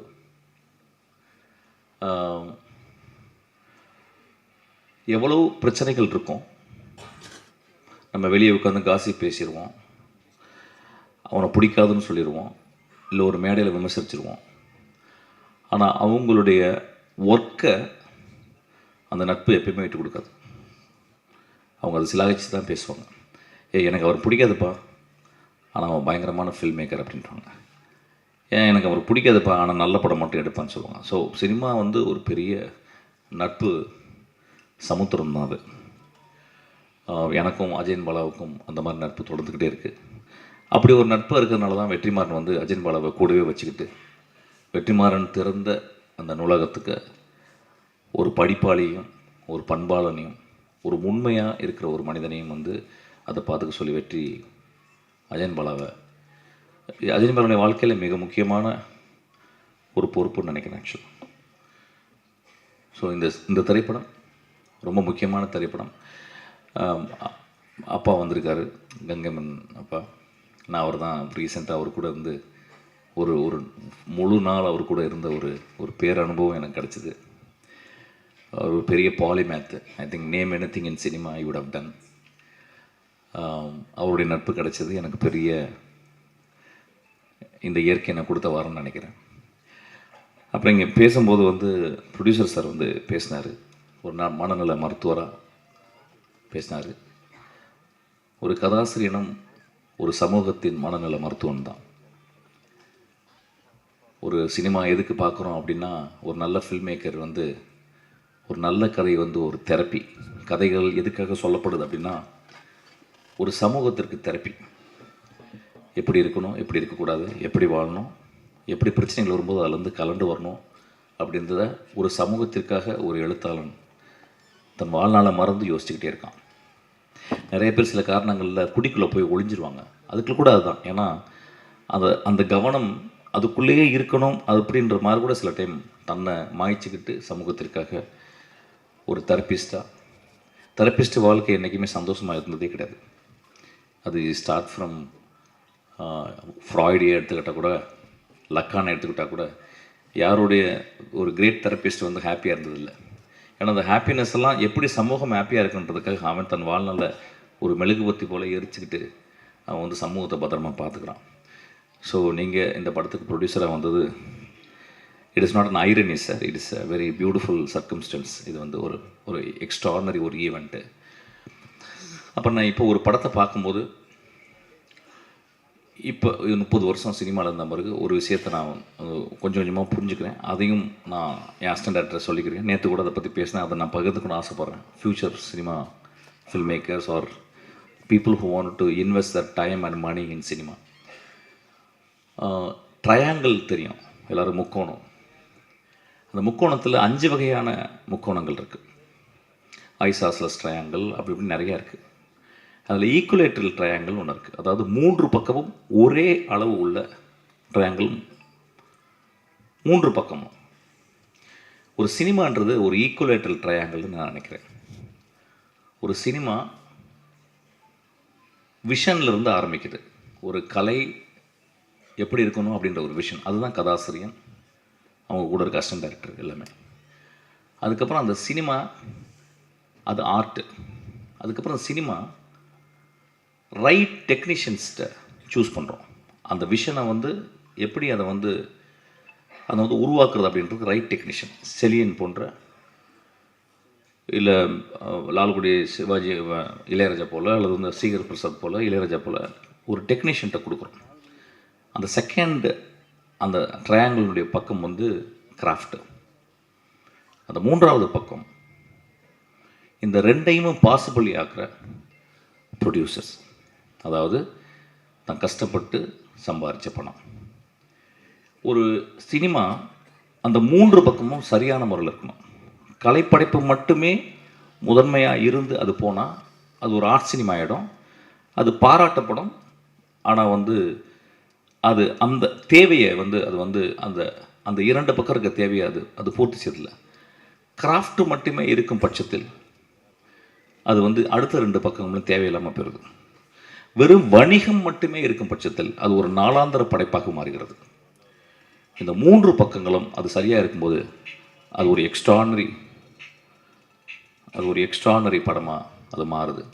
அது ஃப்யூச்சர் ஜெனரேஷன்ஸ் வந்து அது ரொம்ப ரொம்ப இம்பார்ட்டண்ட்டாக இருக்கணும்னு நான் நினைக்கிறேன். இது வந்து கொஞ்சம் அது என்ன காரணம், நாங்கள் சினிமாவுக்கு வரும்போது சினிமா வந்து ஒரு பெரிய கனவாக மட்டுமே இருந்தது. ஆனால் இன்றைக்கி அப்படி கிடையாது. இன்றைக்கி சினிமா வந்து ஒரு சினிமா எடுக்கிறது 365 சினிமா எடுத்த ஒரு தமிழ்நாட்டில் இன்றைக்கி வந்து 30 சினிமாக்கள் எடுக்கப்படுகிறதான்னு அது ஆச்சரியம். அந்த 30 சினிமாக்களில் ஒரு 5 சினிமா வந்து ரிலீஸ் ஆகுதா அப்படின்றதே ஒரு பெரிய ஆச்சரியம். ஸோ நெக்ஸ்ட் ஜெனரேஷன் வர்ற சினிமாக்காரங்க, ப்ரொடியூசர்ஸ் எல்லாருமே எப்படி பிளான் பண்ணோன்னா, ஒரு ப்ரொடியூசர் ஒரு 3 படமாக பிளான் பண்ணணும். அது அர்ஜுன் சாருக்கு சொல்கிறது அப்படி தான். வந்து ஒரு படம் அப்படின்றது வந்து ஒரு எக்ஸ்பீரியன்ஸு. 2வது படம் வந்து break even and learning the craft. 3வது படம் that with all this experience, with all this insights and with very important patience and finding the right technician and the visionary will get back the money. So இது வந்து நான் வந்து ரொம்ப முக்கியமான ஒரு observation நான் சொல்கிறேன். இது வந்து தனஞ்சயன் சாருக்கு ரொம்ப சந்தோஷமாக இருக்குன்னு நினைக்கிறேன் ஆக்சுவலாக. அதுக்கப்புறம் வந்து எனக்கு கொஞ்ச நேரத்துக்கு முந்தி பேசின ஒரு மனிதரை பற்றி நான் பேசணும். சிங்கமொழி சார் நான் ரொம்ப ஆராதிக்கிற ஒரு மனிதன். ஒரு தமிழக வாழ்க்கையை, தமிழ் வாழ்க்கையை ஒரு சுமக்கிற ஒரு பெரிய பானைன்னு சொல்லுவேன் அவர். ஆக்சுவலாக 12 மணிக்கு நல்லா ஃபுல் ட்ரிங்க்கில் என்னை கூப்பிடுவார். மோஸ்ட் ஆஃப் த டைம் நானும் ட்ரிங்க்கில் தான் இருப்பேன் ஆக்சுவலாக. அப்போ 12 மணிக்கு மேலே இது வரைக்கும் எந்த பொண்ணு என்னை கூப்பிட்டு லவ் யூ சொன்னதில்லை. அவர் தான் கூப்பிட்டா ஐ லவ் யூன்பார். நானும் ஐ லவ் யூ சார், எத்தனை போய்கிட்டு இருக்கு அங்கே அப்படிம்பேன். இங்கே 4 போய்கிட்டு இருக்கு சார், இங்கே 2 சார், இன்னும் கொஞ்ச நேரத்தில் 4 வந்துடும் அப்படின்னு சொல்லுவேன். தண்ணி குடிக்கலான்னு எடுத்தால் அதுலேயும் பிரிட்டிஷ் எம்பர்னே வருது ஆக்சுவலாக. ரொம்ப அலாதியான மனிதர், மனதில் இருக்கிறது அப்படியே பேசக்கூடிய மனிதர், மனிதர்கள் மேலே அவ்வளோ நேசத்தை கொட்டுற மனிதர். 12 மணிக்கு ஒருத்தர் ஃபோன் பண்ணி ஐ லவ் யூ சொல்கிறாரு அப்படின்னா ஒரு 200 பெண் இதயங்களுக்கு உள்ளே வச்சுருக்க ஒரு மனிதன் நினைக்கிறேன் ஆக்சுவலாக. அவர் கூட ஒர்க் பண்ண டைம் நான் சொன்னேன், அவர் கூட நான் ஒர்க் பண்ணணும் அப்படின்னு சொன்னேன். ஏன்னா அவர் எப்போ பார்ப்பேன், பேச மாட்டார், இப்போ சிரிப்பார், போவார். அந்த மனிதரோட ஒர்க் பண்ணேன். அந்த ஒரு கொஞ்ச நாள், ஒரு 10 நாள் நான் ஒர்க் பண்ணேன். ரொம்ப ஒன் ஆஃப் த பெஸ்ட். அவர் கூட பேசிக்கிட்டே இருப்பார், ரொம்ப ஜாலியாக பேசிகிட்டே இருப்பார், எல்லா விஷயம் சொல்லுவார். நிறைய கதைகள் அவர்கிட்ட இருக்குது ஆக்சுவலாக. சினிமாவில் தான் இந்த மாதிரி ஒரு ஆளை நீங்கள் பார்க்க முடியும். எப்படி சொல்லலாம்னா, சொல்லுவாங்க ஒரு ஒரு கிழவன் இறந்து போய் விட்டால் நூலகம் எரிந்து போயிடுதுன்னு ஒரு ஆப்பிரிக்க பழமொழி இருக்குது. அந்த மாதிரி ஒரு பழைய கிழவன் தான் அவர் ஆக்சுவலாக. இந்த மாதிரி கிழவர்கள் இன்றைக்கி இல்லை, செத்து போயிட்டாங்க நிறைய பேர். நம்ம அப்பா அம்மா எல்லோரும் செத்து போயிட்டாங்க ஆக்சுவலாக. எங்கள் சீமானன் கூட அப்படி தான், ஒரு ஒரு ஒரு பெரிய கிழவன் தான். ரொம்ப நீங்கள் ஆனால் நீங்கள் வந்து பெண்ணாக பிறந்தாலும் நீங்கள் அழகாக தானே இருந்திருப்பீங்க. அப்புறம் வந்து அவன் வந்து உங்கள் அழகை பார்க்கறதுனால நீங்கள் பேச்சு வன்மை இருக்குல்ல, அதில் அவன் மயங்கி அவங்க ஒரு 20 பேர் பின்னாடியே தான் வந்திருப்பாங்க. சரி அவன் தான். ஸோ அதனால் நீங்கள் நெகட்டிவாக ஃபீல் பண்ணாதீங்க ஆக்சுவலாக. ஸோ இந்த இந்த இந்த மேடை ரொம்ப அழகாக இருக்குது. அதுக்கு வந்து அஜயன் பாலாவை நான் ரொம்ப பாராட்டுறேன். இந்த மேடை வந்து எப்படின்னா ரொம்ப நேசிக்கக்கூடிய மேடை, மனிதர்களை நேசிக்கக்கூடிய ஒரு மேடை. இங்கே இருக்க எல்லா மனிதரும் அதில் வந்து ஒரு பொட்டு வச்சது மாதிரி பாலுமேந்திரா அம்மா ஐயாவினுடைய துணைவியார் இங்கே இருக்குது. அவங்க வந்தது என்னமோ ஒரு விழாவில் வந்து ஒரு பூ வச்சது மாதிரி இருக்குது. கலைஞர்கள் இறப்பதே இல்லை அப்படின்றத அது சொல்லுது ஆக்சுவலாக. அந்த அம்மா எனக்கு தெரியல, அப்புறம் வந்து சொன்னாங்க அப்படின்னோடனே ரொம்ப ஷாக் ஆச்சுன்னா, மாறுது, முகம் மாறிக்கிட்டே இருக்குது, உடம்பு மாறிக்கிட்டே இருக்குது, உடம்பு சுருங்குது, முகம் சுருங்குது. ரொம்ப நன்றிம்மா நீங்கள் வந்தது, ரொம்ப அழகு. தப்பாக எடுத்துக்காதீங்க, எல்லோரும் எந்திரிச்சு ஒரு கிளாப் பண்ணுவோம் அந்த அம்மாவுக்கு ஆக்சுவலாக.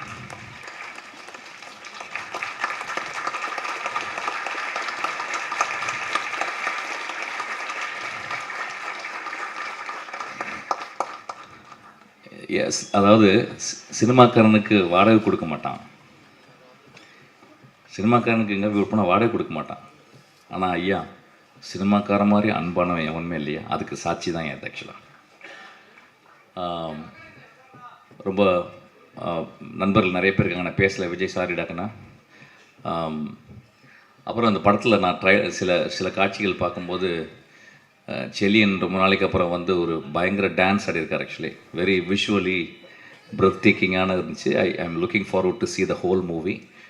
அப்புறம் ராஜா சார் பற்றி ஒரு பாட்டு கேட்குறது அப்படின்றது, இன்றைக்கி காலைல எந்திரிச்சு ஷாப்பேனுடைய ஃபஸ்ட்டு நக்டூன் கேட்டேன் ஆக்சுவலி. பி ஃப்ளாட் மைனருடைய நக்டூன்னு கேட்டேன். நிறைய பேர் வந்து இது ஒரு ராஜா சார் பேசுகிறதுக்காக, ஏன்னா வாழ்நாளில் பேசுகிறதுக்கு ஒரு அழகு வேணும்ல, ஏன் பேசுகிறதுக்கு ஒரு காரணம் இல்லை. நான் எப்பயுமே டெய்லி நான் அப்படி ஒரு வரும்போது நான் ராஜா சாரை பற்றி பேசுவேன். இன்றைக்கி என்னுடைய மனசில் வந்ததை அவங்கள்ட்ட பகிர்ந்துக்கணும்னு ஆசைப்பட்றேன். ஏன் அந்த மனிதன் இவ்வளவு காலகட்டம் இருந்தும், இந்த படத்தில் ஒரே ஒரு ஃப்ரேஸ் கேட்டேன், அதை என்னால் திரும்பி ரீகலெக்ட் பண்ண முடியல. ஒரு பியூட்டிஃபுல் ஃப்ரேஸு. அந்த ஃப்ரேஸை எப்படி அவரால் க்ரியேட் பண்ண முடியுது? 50 வருஷம் ஒரு இசையமைப்பாளர் 5 படம் பண்ணிட்டாவே உள்ளே இருக்க எல்லா டியூனும் எக்ஸாஸ்ட் ஆகிடுது, இல்லாமல் போயிடுது, ட்ரை ஆகிடுது. ஒரு 50-55 வருடங்கள். ஆனால் ஆக்சுவலாக ஒர்க் பண்ண ஆரம்பித்தது 70 வருடங்கள். ஒரு 70 வருடங்களாக ஒரு மனிதனுக்கு அந்த கேணி ஏன் வற்றவே இல்லை, அந்த ஊற்று எப்படி வற்றவே இல்லைன்னா ரொம்ப ஆச்சரியமாக இருக்குது. தெர் ஆர் 2 ways ஆஃப் ஃபில்மே. கிரேட் கம்போசர்ஸ் இருக்காங்க. எப்படின்னா ஹார்ட் ஒர்க் பண்ணிக்கிட்டே இருக்கிறது, அதுக்கப்புறம் இன்ஹரண்ட்டாகவே அவங்களுக்கு வந்து ஒரு அஃபினிட்டி டுவர்ட்ஸ் கிரேட்டர் ஆர்ட் இருக்கும். அந்த மாதிரி பார்த்தீங்கன்னா ஷோஸ்டகோவிச், நான் படித்தது நான் கேட்டதில் Shostakovich, Beethoven primarily, Bach, Mozart, Schubert, Rachmaninoff அவங்களாம். நான் அவங்கள என்ன பார்த்தீங்கன்னா inspirations, bent towards art, 24/7 thinking about music, அதுக்கப்புறம் அவங்க ப்ராக்டிஸு.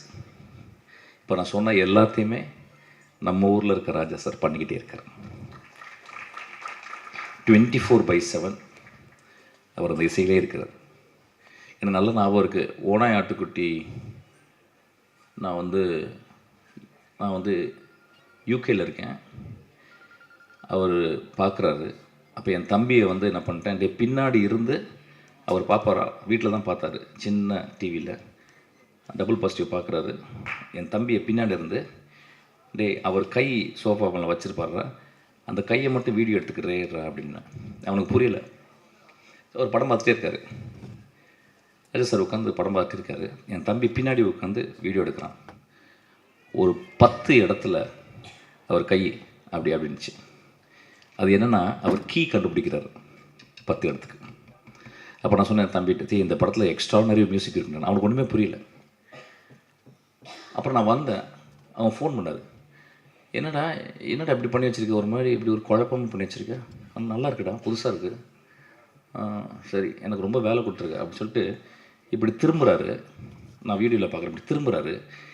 திரும்பிட்டு போனவர் பின்னாடி ஒரு கை இருக்குது, ரைட் கை இப்படி ஆட்டுறாரு. எனக்கு தெரிஞ்சு ஒரு கம்போஷன் உருவாயிடுச்சுன்னு சொல்லிட்டு. What I'm trying to say, that man, எனக்கு நான் ஒரு 100 வயசு வாழணுன்னா அது தேவையில்லை நினைக்கிறேன். 25 வருஷத்துக்கு பிடிங்க அவர் கொடுத்துடலான்னு நான் கேட்குறேன். Thank you so much. ஊடக பத்திரிகை நண்பர்களுக்கும் இனிய காலை வணக்கம். நேரம் ரொம்ப அதிகமானதுட்டு ரொம்ப நேரம் பேச முடியாது. எல்லோருமே நம்ம ஷார்ட்டாக தான் பேசணும்னு நினைக்கிறேன். ஏன்னா திரையரங்கு ஷோ ஆரம்பிக்கணும். முதல்ல அஜயன் பாலா அவர்களுக்கு என்னுடைய மனமார்ந்த வாழ்த்துக்கள். பல வருட கனவு அஜயன் பாலாவுக்கு, ஒரு இயக்குனர் ஆகணுன்ற கனவு. எல்லோரும் ஒரு அப்ளாஸ் கொடுத்து அவரை வாழ்த்து சொல்லணும்.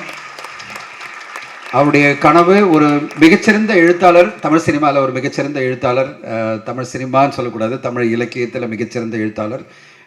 அவருடைய புத்தகங்களெல்லாம் நிறைய படிச்சிருக்கேன். சமீபத்தில் மார்லன் பிராண்டோ அவர்களுடைய வாழ்க்கையை பற்றி ஒரு புத்தகத்தை நான் பார்த்துருக்கேன், படிக்கவே இல்லை. திடீர்னு என்கிட்ட சொன்னார், நீங்கள் படிச்சிங்களான்னாரு. அதை எடுத்து படிக்கும்போது தான் தெரியுது எந்தளவு முயற்சி எடுத்து அந்த புத்தகத்தை ஒரு வழிகாட்டி புத்தகமாக அவர் பண்ணியிருக்கார் அப்படின்னு. அப்படி பல அற்புதமான எழுத்துக்களை நம்மளுக்கு படைப்புகளாக கொடுத்த அஜயன் பாலா அவர்கள் இன்றைக்கி மயிலாஞ்சி அப்படின்ற படம் மூலமாக வர்றது எனக்கு ரொம்ப சந்தோஷம். அஜயன் பாலா சாரை நான் நிறைய தடவை விஜய் சாரோட பார்த்துருக்கேன். விஜய் சாரினுடைய கம்பேனியன் அவர், ஏஎல் விஜய் சார் நம்ம சொல்கிறோம்ல, அவருடைய பல படங்களில் திடீர்னு பார்த்தா அஜயன் பாலா சார் இருப்பார். அவருடைய பேர் இல்லாமல் விஜய் சாரினுடைய படமே இருக்காது. அவ்வளோ தொலைவு விஜய் சார் கூடவே ஒரு ட்ராவல் பண்ணுற ஒரு சக பயணியாக நான் பார்த்துருக்கேன். நான் விஜய் சார்கிட்ட கேட்டிருக்கேன், அஜயன் பாலா சார் என்ன பண்ணுறார், ஃப்ரெண்டாக என் கூட இருக்கார் அப்படின்வார். அந்தளவு ஒரு நட்புக்கு உதாரணமாக இந்த மேடையை சொல்லியிருந்தாங்கள்ல, அதே மாதிரி தான் இங்கே 2 பேருக்குள்ள நட்பை நான் பல படங்களில் பார்த்துருக்கேன். விஜய் சாருக்கும் அண்ட் அஜயன் பாலா அவர்களுக்கும். அஜயன் பாலா சாருக்கு நட்புக்காக தான் இத்தனை பேர் வந்திருக்காங்க, இத்தனை ஆளுமைகள் வந்திருக்காங்க. எல்லோருக்கும் நன்றி. இந்த படம் ஸ்ரீராம் கார்த்திக்கும் சரி அண்ட் த்ரிஷா குரூப்புக்கும் சரி ஒரு நல்ல பிரேக் த்ரூ படமாக அமையணும். கண்டிப்பாக உங்களுக்கு 2 பேருமே ரொம்ப ப்ளசண்ட்டாக இருக்கீங்க. உங்களுடைய அந்த ஒரு முயற்சிக்காக பெரிய வெற்றி அடையணும். இந்த படத்தினுடைய டெக்னீஷியனை பற்றி நம்ம சொல்லவே வேணாம். எனக்கு இளையராஜா சாரை பற்றி என்ன சொல்கிறது, அவர் தெய்வம். அவருடைய பாடல்கள் எல்லாமே ரொம்ப அற்புதமாக அமைஞ்சிருக்கு. இந்த படத்துக்கு ஒரு மிகப்பெரிய சப்போர்ட்டாக நான் பார்க்குறேன் இளையராஜா சாரினுடைய பாடல்கள். அதில் செழியன் சாருடைய அந்த சினிமோட்டோகிராஃபி பார்த்துட்டு அப்படியே இருந்துட்டேன் நான். என்ன ஒரு ட்ரிபியூட் டு பாலமேந்திர சார், அவர் சொன்னது அப்படியே ட்ரிபியூட் டு பாலமேந்திர சார் தான் சார். அதுவும் நான் அந்த பாடலை பார்க்கும்போது, அந்த மிஸ்ட்டை பார்க்கும்போது எனக்கு பாலமேந்திர சாரினுடைய 3ஆம் பிறை எல்லாம் ஞாபகம் வந்துருச்சு. அது பிறகு நான் ஞாபகம் வந்தது மகேந்திரன் சாரினுடைய என்ன படம், நம்ம சொல்லவே வேணாம், அந்த பருவமை பாட்டு எப்படி டான்ஸ் பண்ணி அவங்க ஓடும்போது, டான்ஸ்னு சொல்லக்கூடாது, ஓடும்போது என்ன மாதிரி மிஸ்ட் வருமோ அந்த மாதிரி நீங்கள் ரொம்ப படைப்பை என்ன சொல்கிறது அவ்வளோ பிரமாதமாக கொடுத்துருக்கீங்க செழியன் சார். நிறைய படங்கள் நீங்கள் பண்ணணும். இயக்குனரை மட்டும் இல்லாமல் நிறைய படங்கள் சினிமாட்டோகிராஃபி பண்ணுங்கள். எல்லோருக்கும் நீங்கள் ஒரு மிகப்பெரிய ஆதரவாக இருப்பீங்க. ஸோ இந்த நேரத்தில் ஒரு விஷயம் நான் சொல்லணும். அரசியல் துறையில் இவ்வளோ பிஸியாக இருக்கிற நம்முடைய சீமா சார் பார்த்திங்கன்னா பல படங்களுக்கு சப்போர்ட்டாக இருக்கார். நீங்கள் சொல்கிற ஒவ்வொரு கருத்துமே ஒவ்வொரு படத்துக்கும் மிகப்பெரிய ப்ளஸ்ஸாக மாறுது. பல ஆயிரக்கணக்கான பேர் படங்களை பார்க்குறாங்க. என்னுடைய ஒரே கோரிக்கை என்னென்னா, ஒரு நல்ல படம் ஊடகங்களால் பாராட்டப்பட்டதுன்னா நீங்கள் கண்டிப்பாக பார்த்து நீங்கள் ரெக்கமெண்ட் பண்ணுங்கள். அந்த படங்கள்லாம் பெருசாக ஓடும். அந்த மாதிரி பெரிய படங்கள் மட்டும் இல்லாமல் சிறிய படங்களுக்கு நீங்கள் பண்ணணும்னு கேட்டுக்கிறேன். ஏன்னா இன்றைக்கி பார்த்தீங்கன்னா தமிழ் சினிமா எப்படிப்பட்ட ஒரு சூழல் இருக்குன்னா வாரம் 6 படம் 8 படம் வெளியாகி அடுத்த 2 நாள்லேயே காணாமல் போகிற ஒரு சுச்சுவேஷனில் சிறு பட்ஜெட் படங்களுக்கு நீங்கள் டைம் கிடைக்கும்போது அந்த சிறு பட்ஜெட் படத்தை இன்றைக்கி பார்த்தீங்கன்னா மருதன் அப்படின்ற படத்தை பல பேர் அப்ரிஷியேட் பண்ணிகிட்டு இருக்காங்க விதாத் அவர்கள் நடிப்பில். அந்த மாதிரி சிறு பட்ஜெட் படங்களுக்கும் நீங்கள் உங்களுடைய பெரிய ஆதரவு கொடுத்தீங்கன்னா சினிமா வந்து இன்னும் பெரிய லெவலில் ரீச் ஆகும். ஓ, இப்படிப்பட்ட படம் வந்திருக்கா அப்படின்னு உங்களை ஃபாலோ பண்ணுற பல லட்சம் பேர் அதை ஃபாலோ பண்ணி அந்த படத்தை பார்ப்பாங்க. அது மூலமாக சினிமா வெற்றி அடையும். ஏன்னா இங்கே நாங்கள் ப்ரொடியூசர்ஸை கண்ட்ரோல் பண்ண முடியல. ஏன்னா 8 படம் ஏன் ரிலீஸ் பண்ணுறீங்கன்னு நம்ம சொல்ல முடியல. ஏன்னா படங்கள் எடுத்துகிட்டே இருக்காங்க. வருஷத்தில் 300 படம் எடுத்தால் நாங்கள் என்ன சார் பண்ணுறது, கிடைக்கிற வாரத்தில் நாங்கள் 8 படத்தை ரிலீஸ் பண்ணணும் 7 படத்தை ரிலீஸ் பண்ணணும் அப்படின்றாங்க. இது நடுவில் பெரிய பிரச்சனை ரீரிலீஸ்ன்னு திரையரங்கு ஃபுல்லாகவே பிரச்சனைகள். ஷோவே கிடைக்கிறது இல்லை, இதில் ரீரிலீஸ் வேறு படங்கள் பண்ணுறாங்க. இதை எப்படி நம்ம தடுக்க முடியும்னு தெரியல. இப்படிப்பட்ட சூழ்நிலையில் சிறு பட்ஜெட் படங்கள்லாம் பெருசாக பாதிக்கப்பட்டதுக்கு காரணமே அதை கொண்டு போய் சேர்க்குற பெரிய மனிதர்கள் அதுக்கான டைம் ஒதுக்குறது தான். அவங்களுக்கு ரொம்ப பிஸியாக இருக்காங்க. ஆனால் நீங்கள் பல படங்களுக்கு சப்போர்ட்டாக இருக்கீங்க. இந்த மயிலாஞ்சிக்கும் உங்களுடைய சப்போர்ட் பெருசாக இப்போ ஆல்ரெடி இருக்குது. நீங்கள் வந்து இந்த படத்தை பாராட்டுறதே பெரிய விஷயம். படத்தையும் பார்த்துட்டு நீங்கள் பெருசாக பேசுனீங்கன்னா படம் வந்து பெரிய லெவலில் ரீச் ஆகும். இன்றைக்கி வெளியே வந்திருக்கிற ஒரு மருதன்ற படத்தை பற்றியும் சரி, அதுக்கு அடுத்து வந்திருக்க நல்ல படம் எது இருந்தாலும் நீங்கள் பாராட்டி பேசணும். அது வந்து மக்கள் மத்தியில் இன்னும் போய் சேரும். ஆனால் அடுத்த 6 மாதம் உங்களுக்கு ரொம்ப பிஸியான ஷெட்யூல் இருக்குதுன்னு எனக்கு தெரியும். எலெக்ஷன் வரையும் நீங்கள் பயங்கர பிஸியாக இருப்பீங்க. ஆனாலும் டைம் கொடுத்து நீங்கள் படங்களை பாருங்கன்னு உங்களை கேட்டுக்கிறேன். அண்ட் எல்லோருக்கும் நன்றி. ஒரு தயாரிப்பாளர் வந்து எப்படி அவர் படத்தை பற்றி பேசி மிகப்பெரிய லெவலில் ஒரு கருத்தை உருவாக்கணுன்றதுக்கு நான் இந்த டாக்டர் அர்ஜுன் சாரை நான் பாராட்டணும். சூப்பராக பேசுகிறீங்க சார்.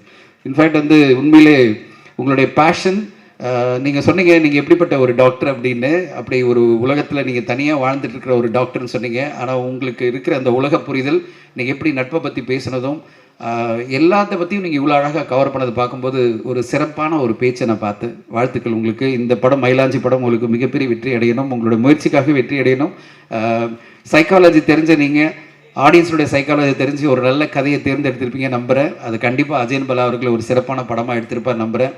ஒரு பெரிய வெற்றி அடையணும். இந்த படக்குழுவுக்கு ஒரு வெற்றி அடையணும். அண்ட் பர்டிகுலராக ஆடியன்ஸ் வந்து இந்த படத்தை வந்து திரையரங்கில் பார்த்து செலிப்ரேட் பண்ணணும்னு நான் கேட்டுக்கிறேன். பல படங்கள் வந்தாலும் குறிப்பிட்ட ஒரு நல்ல படம் சிறு பட்ஜெட் படம் வரும்போது ஆடியன்ஸ் வந்து திரையரங்களை பார்த்து வெற்றி அடைய வச்சாதான் தமிழ் சினிமா நல்லாயிருக்கும். அப்படிப்பட்ட வெற்றியை கொடுப்பீங்கிற நம்பிக்கையோட அஜயன் பாலா என்னுடைய நண்பருக்கு வாழ்த்துக்கள் தெரிவித்து விடைபெறுகிறேன். நன்றி, வணக்கம். எல்லாருக்கும் வணக்கம். இந்த மண்ணையும் இந்த மண்ணுக்கு என்னை ஈன்று தந்துவிட்டு இன்று விண்ணுக்கு சென்று விட்ட என் அன்னையையும் என் அப்பாவையும் என் நாக்கில் தமிழை பேச வைத்த என் தமிழ் தாயை முதற்கண் வணங்கி மகிழ்கிறேன். நெகிழ்ச்சியான மேடை. நேரம் அதிகம் எடுத்துக்கொள்ள மாட்டேன். நான் மனநல மருத்துவன். மேடையில் இருப்பவர்கள், அமர்ந்திருக்கிற நிகழ்ச்சியில் கலந்து கொண்டிருக்கிற அத்தவருடைய மனமும் என்னால் உணர முடியும். இந்த படத்தை பற்றி 2 சுவாரஸ்யமான தகவலை மட்டும் சொல்லணும். வரவேற்புரை தான் அந்த வரவேற்புரை. அதற்குள் நன்றி. அதற்குள் 2 சுவாரஸ்யமான தகவலை சொல்ல நினைக்கிறேன். அதை மட்டும் நான் சொல்ல நினைக்கிறேன். உலகம் பெரிய உலகம். ஆனால் என்னுடைய உலகம் ரொம்ப சிறுசு, மிக மிக சிறுசு. எல்லாரும் சொன்னாங்க, என்ன டாக்டர் 25 வருஷமாக ப்ராக்டிஸ் பண்ணார் ஒரு கிராமத்தில், ஒரு தென்மேற்கு அடைய பருவ காற்று வீசக்கூடிய மேற்கு தொடர்ச்சி மலையடி வாரத்தில் ஒரு சிறிய கிராமத்து தூசிகளோடு தூசியாய் வாழ்ந்து கொண்டிருக்கிற ஒரு மருத்துவன் சினிமாவுக்குள் வருகிறானே. சினிமா எப்படி, சினிமா மிக கடினமான ஒரு விஷயமாச்சே, சினிமாவை பற்றி ஒன்றுமே தெரியாதே, எப்படி இந்த சினிமா அப்படிங்கிற மாதிரியான கேள்வி என்னுடைய நண்பர்கள், உறவுகள், நட்பு, என் பேஷண்ட்ஸ், அட்டண்டர்ஸ் எல்லாருக்கும் ஒரு வியப்பாக இருந்தது, வருத்தமாக இருந்தது. உண்மை பதிவு செய்கிறேன். எங்கள் டாக்டர் போய் சினிமாவில் ஜெயிச்சிருவாரா அல்லது சினிமாவில் தோத்து விடுவாரா, நேர்மையாக உழைச்சவரே என்ன ஆக போகுமோ தெரியலன்னு ஒரு பதட்டம், ஒரு பயம், என் மீது இருக்கிற அக்கறை. ஏனென்றால் நான் சொன்னேன், என்னுடைய உலகம் மிக மிக சிறிய உலகம். அது ஒரு அன்னை இல்லம் என்கிற ஒரு கூட்டு உலகம். அது அந்த உலகம், அந்த ஆஸ்பத்திரி, என் பேஷண்ட்டு, என் பேஷண்ட்டுடைய அட்டண்டரு, என்னை சுற்றி அந்த ஒரு 50 மரம், ஒரு 50 செடி, அந்த மரத்தில் வந்து கூடு கட்டி வாழ்கிற அழகான 2 கரிச்சாங்குருவிகள், ஒரு 10-15 அணில்கள், என்னுடைய ஒட்டை மாடியில் எங்கள் மனைவி அப்படியே ஒரு சாப்பாடு வைக்கும் சாயந்தரம், அதை சாப்பிட்டு போக வரக்கூடிய 25 காக்கா, 4 குருவி, இது மட்டும்தான் எனக்கு சொந்தமாக இருக்கும். இவ்வளோதான் என் உலகமே. நிஜமாகவே எனக்கு வெளி உலகம் தெரியாது. மனித நோய்களை, மனம் சார்ந்த நோயாளிகளை கண்டறிந்த நான் சக மனிதனுடைய வெளி உலகத்துக்கு அதிகம் வராதவர். எப்படி இந்த திரைப்படம் என்கிற மிகப்பெரிய கடலுக்குள் போய் என்கிற ஒரு கேள்வி வந்தது. ஆனால் பார்க்கிறேன் நான் உண்மையிலேயே இந்த மயிலாஞ்சி படம் எனக்கு நிறைய அனுபவங்களை கற்றுக் கொடுத்திருக்கிறது. நிறைய உண்மைகள் அதிகம் பேசக்கூடிய மேடைகளிலே சில நேரங்கள் உண்மைகள் முழுமையாக பேச முடியாவிட்டாலும் 2 உண்மையாக சொல்ல வேண்டும் நினைக்கிறேன். மிக அருமையான ஒரு நல்ல படம். பொதுவாக நான் சொல்லுவேன், நான் பாடங்களில் நல்லதை எடுத்துக்கொள்ளுங்கள், மைனஸை தூக்கி போடுங்கன்னு சொல்லுவேன். மறுநாள் காலையில் நம்ம இருப்போமாங்க நம்ம யாருக்கும் தெரியாது. உலகம் நிலைத்தன்மையற்றது மனித வாழ்க்கை, இருக்கிறதுல ப்ளஸ் பாசிட்டிவ் நல்லதை எடுத்துக்கோமேன்னு இந்த 2 செய்தி. எப்படி இந்த அஜயன் பாலா அப்படிங்கிற ஒரு இந்த மயிலாஞ்சிங்கிற ஒரு படத்தை எடுத்தாரு. மயிலாஞ்சிக்கும் எங்கேயோ ஒரு கிராமத்தில் இருக்கிற டாக்டருக்கு என்ன தொடர்பு, இந்த அஜயன் பாலாவுக்கும் இவருக்கு என்ன தொடர்பு என்கிற கேள்வி வருகிற பொழுது நிச்சயமாக சொல்ல நினைக்கிறேன். கதை சொல்வதற்காக என்னுடைய படத்துடைய ஹீரோ அறிமுகப்படுத்துகிறார். கதை ஒரு 4 கதை சொல்றாரு. மௌனமாக கேட்டுட்டு இருக்கிறேன். கதையை வந்துட்டு கேட்குறேன், இந்த ரியாக்ஷனுமே இல்லாமல் இருக்கணும்னு அவருக்கு ரொம்ப சங்கடமாக போச்சு. என்ன டாக்டர் முகத்தில் ஒரு ரியாக்ஷனுமே இல்லைனா, ஏன்னா நான் மனநல மருத்துவராக இருந்து எந்த ரியாக்ஷனும் காட்டாமல் தான் உட்காந்து ஆகணும், அப்படியே பழகி போயிடுச்சு. ஆனால் அப்புறம் முடிச்சதுக்கப்புறம் சொன்னேன், தப்பா எடுத்துக்காதீங்க தம்பி, வேற ஏதாவது கதை இருக்கான்னு. என்ன டாக்டர், என்ன மாதிரியான கதை தான் நீங்கள் விரும்புகிறீங்கன்னு ஒரே ஒரு விஷயம் சொன்னேன். எனக்கு பிடிச்ச டேரக்டர் நான் சொல்லிடுறேன். நான் முதல்ல எனக்கு ரொம்ப பிடிச்ச டேரக்டர் பீம் சிங் டேரக்டர் எனக்கு பிடிக்கும். அந்த காலத்தில் பீம் சிங் டேரக்டர் பிடிக்கும். ஸ்ரீதர் எனக்கு ரொம்ப இன்னும் ரொம்ப பிடிச்ச director Sridhar, Mahendran sir, Balu Mahendra sir, Balachander sir, Bharathi Raja sir, இவர்கள்லாம் எனக்கு பிடிச்ச டேரக்டர். ஏன் சொன்னேன்னா, மனித உணர்வுகளை கடத்துவார்கள். சினிமா என்கிற வெறும் பொழுதுபோக்கு ஊடகத்தை தாண்டி அதற்குள் ஒரு மனித உணர்வுகளை கடத்தக்கூடிய அது மாதிரி ஒரு கதை சொல்லுங்க தம்பின்னு சொன்னேன்.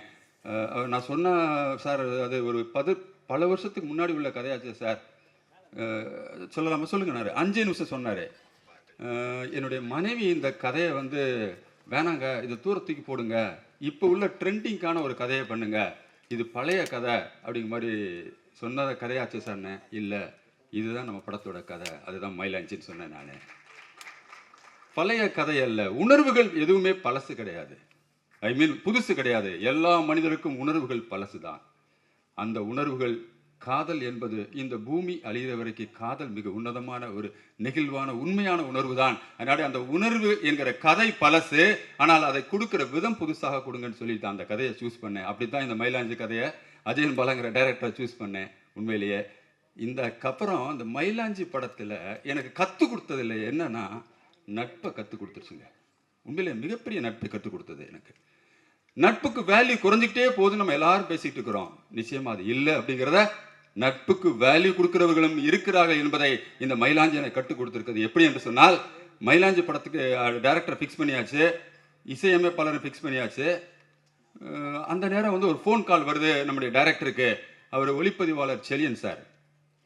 என்னன்னா, அஜயன் பாலா அப்புறம் 18 வருஷத்துக்கு முன்னாடி ஞாபகம் இருக்கா, முதல்ல படம் பண்ணனா நான் தான் உனக்கு ஒளிப்பதிவாளன்னு சொல்லிட்டு எனக்கு ஒரு ₹1 நீ அட்வான்ஸ் கொடுத்தியா, அது ஞாபகம் இருக்கான்னு சொல்லி கேட்குறாரு.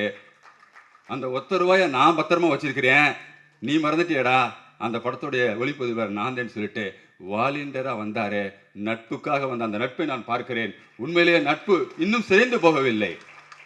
அதுக்கப்புறம் இசையமைப்பாளர் யாருன்னு கேட்டவுடனே ஒரு தம்பியை சொல்கிறோம். நம்ம இருக்கட்டும், அந்த தம்பியை நீ அடுத்த படத்துக்கு போட்டுக்கோங்க. இது ஒரு அழகான மென்மையான காதல் என்கிற ஒரு உணர்வை அழகான கோணத்தில் சொல்கிற கதை. இந்த கதைக்கு இசையமைப்பாளர் என்று சொன்னால் ஒரே ஒரு இசையமைப்பாளர் தான். நுணுக்கமாக உங்களுடைய உணர்வுகளை கடத்தக்கூடிய மனிதர் என்று சொன்னால் அது இசைஞானி இளையராஜா தான் என்று சொல்லி அவர்கிட்ட போகிறாரு. டைரக்டர் யாருன்னு தெரியாது, தெரிஞ்சாலும் என்னுடைய தயாரிப்பாளர் யாருன்னு தெரியாது. ஆனால் அங்கே செலியன் என்கிற ஒற்றை நட்புக்காக உடனே இளையராஜா சார் எனக்கு தெரியாதுப்பா, புக் பண்ணிப்பா, முடிஞ்சு போச்சு. அங்கேயும் நட்பு பேசியது உண்மையிலே. அடுத்து எடிட்டர்னு யாரும் சொல்கிறாருன்னு பார்த்தீங்கன்னா, உண்மையிலேயே பெரிய பெரிய மலைகளை செதுக்கிய எடிட்டர் ஸ்ரீகர் பிரசாத் சார். இந்த மயிலாஞ்சி என்கிற சிறிய கூழாங்களையும் செதுக்கி விட்டிருக்கிறார். உண்மையில் அவருக்கு நான் இந்த தருணத்தில் நெகிழ்ச்சியோடு நான் நன்றியை பதிவு செய்ய வேண்டும். அந்த ஸ்ரீகர் பிரசாத் சார் என்பவரையும் இந்த படத்துக்கு அழைத்து வந்தது செலியன் சார் என்கிற அஜயன் பாலா மீது வைக்கிற நட்பு. அப்படியே யோசிச்சு பார்க்குறேன். வெற்றிமாறன் சார்கிட்ட போய் ஒரு நாள் கூட்டிகிட்டு போனாங்க, இந்த படத்தை ப்ரெசென்ட் பண்ணணும் அப்படின்னு சொல்லிட்டு அவர்கிட்ட கேட்கும்போது அடுத்த நொடியை சொல்கிறார், என்னுடைய ப்ரெசன்ட் படத்துக்கு ப்ளஸ் நல்லா அமையும் நினைக்கிறீங்களா, நிச்சயமாக போட்டுக்கோங்க, ஒரே வரியில் முடித்து விட்டார். அங்கு நெடிய நட்பினுடைய அந்த இது பேசிச்சு. திரும்பி பார்க்கிறேன், மிஸ்கின் சார் துவக்க விழா அன்னைக்கும் மிஸ்கின் சார் வர்றாரு. அவர் சொன்ன நேரத்துக்கு கரெக்டாக வந்துட்டார். இன்றைக்கும் சொன்ன நேரத்துக்கு கரெக்டாக வந்துட்டார். மனதார அன்றைக்கு வாழ்த்தினார். இந்த படம் உண்மையில் என் கையை பிடித்து கையில் ஒரு முத்தமிட்டு சொன்னார். அந்த முத்தத்தை இன்றைக்கும் நான் பத்திரமாக என்னுடைய வீட்டு அலமாரியில் வைத்திருக்கிறேன். நான் மிஸ்கின் சார் கொடுத்த முத்தத்தை. டாக்டர், நீங்கள் திரைப்படத்துக்கு வேணும், நிறைய நல்ல படங்களை பண்ணணும். அந்த ஒரு நட்பை நான் பார்க்கிறேன். உண்மையிலேயே எங்களுடைய எல்லாத்துக்கும் மேலான நட்பு எங்களுடைய அண்ணன் நட்பு, சீமான் அண்ணன் அவர்களுடைய நட்பு. என்னுடைய அண்ணன் தான் அவர். இந்த கட்சி தலைவராக தெரியலாம், தமிழக மக்களுக்கு அறிமுகமாகலாம், உலகம் முழுக்குமே அறிமுகமான ஒரு தமிழ் பேசக்கூடிய தமிழ் மக்களுடைய தலைமுறை சிந்திக்கக்கூடிய ஒரு தலைவர். ஆனால் எனக்கு அவர் அண்ணன். அங்கும் ஒரு நட்பு, எங்கள் இரண்டுக்கும் நட்பு. ஆக சுற்றி இந்த மயிலாஞ்சி நிறைய நண்பர்களை எனக்கு உருவாக்கி கொடுத்துருக்கிறது. நிகில் முருகன் என்கிற PRO அவரே எனக்கு உருவாக்கி கொடுத்துருக்குது. புதுசாக இப்போ தான் சந்தித்தேன். சந்திச்சோட நேரத்தில் என் மனைவிக்கு வந்து உடனே ஒரு ஃபோனை போட்டு ஒரு வடமொழி முருகன் கோயிலுக்கு கும்பிட்டுட்டு வாங்கன்னு சொல்லிட்டு அவருடைய அந்த 10 நிமிஷத்தில் அவர் 15 ஃபோன் பண்ணிட்டாரு. அவருடைய அர்ப்பணிப்பை பார்க்கிறேன். நல்ல நட்பு. ஆகவே இந்த திரைப்படத்தில் நட்பை தாண்டி நன்றிகளை நான் சொல்லணும், வரவேற்கணும். அத்தனை பேரை நான் வரவேற்கிறேன், கவனித்திருக்கிறேன். தனஞ்சயன் சார் அவருடைய ப்ரொடியூசர், அவருடைய பேட்டிகளாம் பார்த்துருப்பேன். அழகான தமிழ் இருக்கும். நான் ரசித்து கேட்பேன் அவருடைய பேட்டி. அவர் தனஞ்சயன் சார் வந்திருக்கிறாரு. என்னுடைய அன்பு மாமா நடிகர் சிங்கப்புலி. சிறு வயது முதலேருந்து எங்களோட நாங்கள் கட்டி தழுவி வாழ்ந்த அந்த நாட்கள், அது அன்பு, நட்பு, உறவு பார்க்கிறேன் நான். என் மாமா பேரரசு சார் வந்து இந்த படம் வெளிவருவதற்கு முக்கியமான ஒரு சில காரணங்களில் அவரும் ஒருத்தர் என்பதற்காக நன்றி கூறுகிறேன். உண்மையிலேயே கங்கைமரன் சார், நான் இளையராஜா சாரை எந்த அளவுக்கு நான் ரசிக்கிறேனோ அது ஒரு படி கங்கைமரன் சாரை ரசிப்பேன். நான் சிறு வயதிலிருந்தே கங்கைமனுடைய பாடல்கள், கங்கைமனுடைய இசை, கங்கைமனுடைய பேச்சு, இதை ரசித்து வளர்ந்தவன் நான். உண்மையிலேயே அது ஒரு பட்டாம்பூச்சி, ஒரு தட்டானும் என் கன்னத்தில் முத்தமிட்டு போன மாதிரியே இருக்கும். காதோரம் என்று கேட்டாலும் ரீங்காரம். அந்த மாதிரி கங்கைமனுடைய பாடல்கள். RV உதயகுமார் சார் அவர்களுக்கு நான் நன்றி வரவேற்கிறேன், மனமாற வரவேற்கிறேன். இந்த படக்குழு சார்பாக என்னுடைய பாலிய நண்பர், என்னுடைய வகுப்பு தோழர், ADGP-யாக இருக்கிறார் தினகரன் IPS. உண்மையிலே அவரை வந்து எந்த நிகழ்ச்சிக்கு இது வரைக்கும் எந்த ஆடியோ லான்ச்சோ அல்லது எந்த சினிமா சார்ந்த நிகழ்ச்சிக்கு எந்த அழைப்பு வந்தாலுமே ப்ரீவியூஸோ எதுக்குமே நான் வந்ததில்லை. ஆனால் எனக்கு ஒரு மெசேஜ் போட்டிருந்தாரு, இங்கு ADGP தினகரன் IPS-ஆக நான் வரவில்லை. பள்ளி நாட்களில் சைக்கிளில் நம்ம 2 பேரும் போனோமே, அந்த சைக்கிளுக்கு பின்னாடி நீ உட்கார, நான் அழுத்திட்டு போனேன் பாரியா, அந்த பள்ளித்தோழன் அர்ஜுன் அன்புக்காக வருகிறேன் என்று சொன்ன நட்பை பார்க்கிறேன். அவருக்கு என்னுடைய மனமார்ந்த நன்றி. நடித்து கொடுத்த ஹீரோ உண்மையிலே ஸ்ரீராம் சொல்லவே வேணாம், நீங்கள் பாருங்கள், உண்மையிலேயே நல்லா வரணும். அவருக்கு என்னுடைய வரவேற்பையும் நன்றியும் சொல்லிக்கொள்கிறேன். கிறிஸ்ஸா குரூப் என்னுடைய படத்துடைய கதாநாயகி, உண்மையிலே சொல்கிறேன், மிகையாக அல்ல, நடிப்பில் கூட மிகையாக அல்ல, கீழேயும் இல்லை, அந்த சாரு கேரக்டராகவே வாழ்ந்திருக்கிறார்கள். அதற்கு நான் அவருக்கு மனமார்ந்த நன்றியையும் பாராட்டை சொல்ல கடமைப்பட்டிருக்கிறேன். AL விஜய் சார், அவருடைய தெய்வ திருமகன் படத்தை நாங்கள் ஃபேமிலியோடு உட்காந்து பார்த்து திரும்ப பல முறை இப்பயும் போட்டு பார்த்துக்கிட்டு இருக்கிறோம். நாங்கள் உண்மையிலே மிக சிறந்த படைப்பு கொடுத்த அவரை நான் மனமாற இந்த மயிலாஞ்சி படக்குழு சார்பாக வரவேற்கிறேன், நன்றி சொல்கிறேன். இயக்குனர் மீரா கதிரவன் சொன்ன அவரை நான் மனமாற வரவேற்கிறேன். கலந்து கொண்டிருக்கிற மீடியா நண்பர்கள், இந்த செய்திகளை நீங்கள் கடத்தி கொண்டு போக வேண்டும். உண்மையிலேயே துவக்கத்தில் சொல்லுகிற பொழுது இந்த கதை காதல் என்பது வேறு விதமாக போய்கொண்டிருக்கிற இந்த சூழலில் காதல் வேறு விதமானதா, என்றைக்கும் ஒரே விதமானது தான். உண்மையான காதல் என்பது காதலாக மட்டுமே இருக்க வேண்டும் என்பதை சொல்வதற்காக எடுக்கிற இந்த மயிலாஞ்சியை நீங்கள் கடத்தி என்னுடைய தலைமுறைக்கு கொண்டு போக வேண்டும், இளைய தலைமுறைக்கு. அவர்கள் அத்தனை பேருமே நான் மனமாற வரவேற்கிறேன், நன்றியும் சொல்ல கடமைப்பட்டிருக்கிறேன். எனக்கு இந்த படம் எடுக்கிறதுக்காக உறுதுணையாக இருந்த, படம் எடுக்குன்னு சொன்னோன்னா அடுத்த செகண்டு என்னுடைய மனைவி, என்னுடைய குடும்பம், என்னுடைய மகன், என்னுடைய உறவுகள், நட்புகள், அத்தனை பேருக்குமே என்னுடைய மனமார்ந்த நன்றியை இந்த காரணத்தை நான் சொல்ல வேண்டும் நினைக்கிறேன். கலந்து கொண்டிருக்கிற வெறும் மயிலாஞ்சி பட விழா மட்டுமே அல்ல, ஒரு உணர்வு சார்ந்த விழாவை குடும்ப உறவுகளாக நினைத்து அத்தனை பேருமே கலந்து கொண்டிருக்கிறேன். உங்கள் அத்தனை பேருக்கும் என்னுடைய மனமார்ந்த நன்றியை நான் வரவேற்று மகிழ்கிறேன். பாலுமகேந்திரா சாருடைய மனைவி நான் இப்போ தான் முதன்முறையாக பார்க்கிறேன். உண்மையிலே ஒளி ஓவியர், அவருடைய மனைவி, அவர் தலைமை தாங்கி இந்த நிகழ்ச்சி வந்திருக்கிறதுக்கு நான் மனமாற வரவேற்றும் நன்றி சொல்லவும் நான் கடமைப்பட்டிருக்கிறேன். எத்தனையோ ஆண்டுகள் மறைந்தாலும் இன்றைக்கும் நட்போடு உயிர்ப்போடு இருக்கிறதே என்பதை காட்டுவதற்கான நிகழ்வாக இது நடந்து கொண்டிருக்கிறதே. காதல் சினிமாக்குள்ளே, ஆனால் இந்த சினிமாவுக்கு வெளியே நட்பையோ நம்ம எல்லாரையும் இணைச்சிருக்கு என்ற செய்தியை சொல்லி இந்த இனிய தருணத்திலேயே உங்கள் அத்தனை பேருமே மயிலாஞ்சி படக்குழு தயார்பாக நான் மனமாற வரவேற்று நெஞ்சம் நெகிழ்ச்சிய ஒரு நன்றியை பதிவு செய்து விடைபெறுகிறேன். நன்றி வணக்கம். நன்றி வணக்கம். எல்லோருக்கும் காலை வணக்கம். எங்களுடைய அம்மா அகிலா அம்மா, என்னுடைய தயாரிப்பாளர் தனஞ்சயன் சார், நான் மிகவும் மதிக்கக்கூடிய Gangaiamaran sir, RV Udhayakumar sir, Perarasu sir, Seeman அண்ணன், இன்னும் மிகப்பெரிய ஆளுமைகள் இருக்கக்கூடிய இந்த மேடையில் நிற்பதை நான் மிகவும் பெருமையாகவும் மிகப்பெரிய ஒரு மகிழ்ச்சியான ஒரு கணமாகவும் நினைக்கிறேன். அஜயன் பாலா என்னுடைய நீண்டகால நண்பர் அப்படிங்கிறத விட இப்போ நாங்கள்லாம் சினிமாவுக்கு வந்த காலகட்டத்தில் இன்றைக்கி இருக்க மாதிரி எளிதில் உலக படங்களை ஒரு இணையத்தில் போய் தரவிறக்கம் செஞ்சு பார்த்துட முடியாது. எங்களுக்கு உலக படங்களை பற்றின விஷயமா முதல்ல அன்னைக்கு வந்த அஜயன் பாலா அவர்களுடைய மொழிபெயர்த்த விக்டோரியா டிசிகாவுடைய பைசைக்கிள் தீவ்ஸ் ஆகட்டும், பேட்டில் ஆஃப் அல்ஜீரியா ஆகட்டும், இந்த மாதிரியான முக்கியமான புத்தகங்கள் தான் வந்து எங்களுக்கு சினிமாவுக்கு பெரிய அளவில் எப்படி நம்மளுடைய கேரியரை எப்படி ஆரம்பிக்கணும் அப்படிங்கிறதுக்கு உதவின புத்தகங்கள். அவருடைய ஒரு ரைட்டராக எனக்கு அஜயன் பாலாவை ரொம்ப பிடிக்கும். வந்து அவருடைய கூட்ஸ் வண்டியின் கடைசி பெட்டி ஆகட்டும், அவருடைய நிறைய கதைகள் என்னுடைய ஃபேவரட்டான கதைகள் இருக்குது. அஜயன் பாலா வந்து எப்போவோ ஒரு டைரக்டராக இருக்கணும். வந்து அவருடைய திறமைக்கும் அவருடைய உழைப்புக்கும் மிக கடினமான உழைப்பாளி. மயிலாஞ்சி வந்து ரொம்ப ப்ராமிசிங்காக இருக்குது, சாங்ஸும் ட்ரெய்லரும். நிச்சயமாக அவங்க அம்மாவை தான் நினச்சி பார்க்குறேன். அஜயன் அவங்களோட அம்மா வந்து நான் அடிக்கடி அவங்களோட வீட்டுக்கு போகும்போது அஜயனை வந்து அவங்க சீக்கிரமாக இயக்குனராக பார்க்கணுன்னு விரும்பின ஒருத்தங்க. நிச்சயமாக அவங்க சந்தோஷப்படக்கூடிய ஒரு தருணமாக அது இருக்கும். தயாரிப்பாளர் ரொம்ப அழகாக பேசுனீங்க. நடிச்சிருக்கக்கூடிய கார்த்திக், அவரோட கன்னிமாடம் எனக்கு ரொம்ப பிடிச்ச படம். அந்த ஹீரோயின் ரொம்ப இயல்பாக ரொம்ப அழகாக பண்ணியிருக்கீங்க.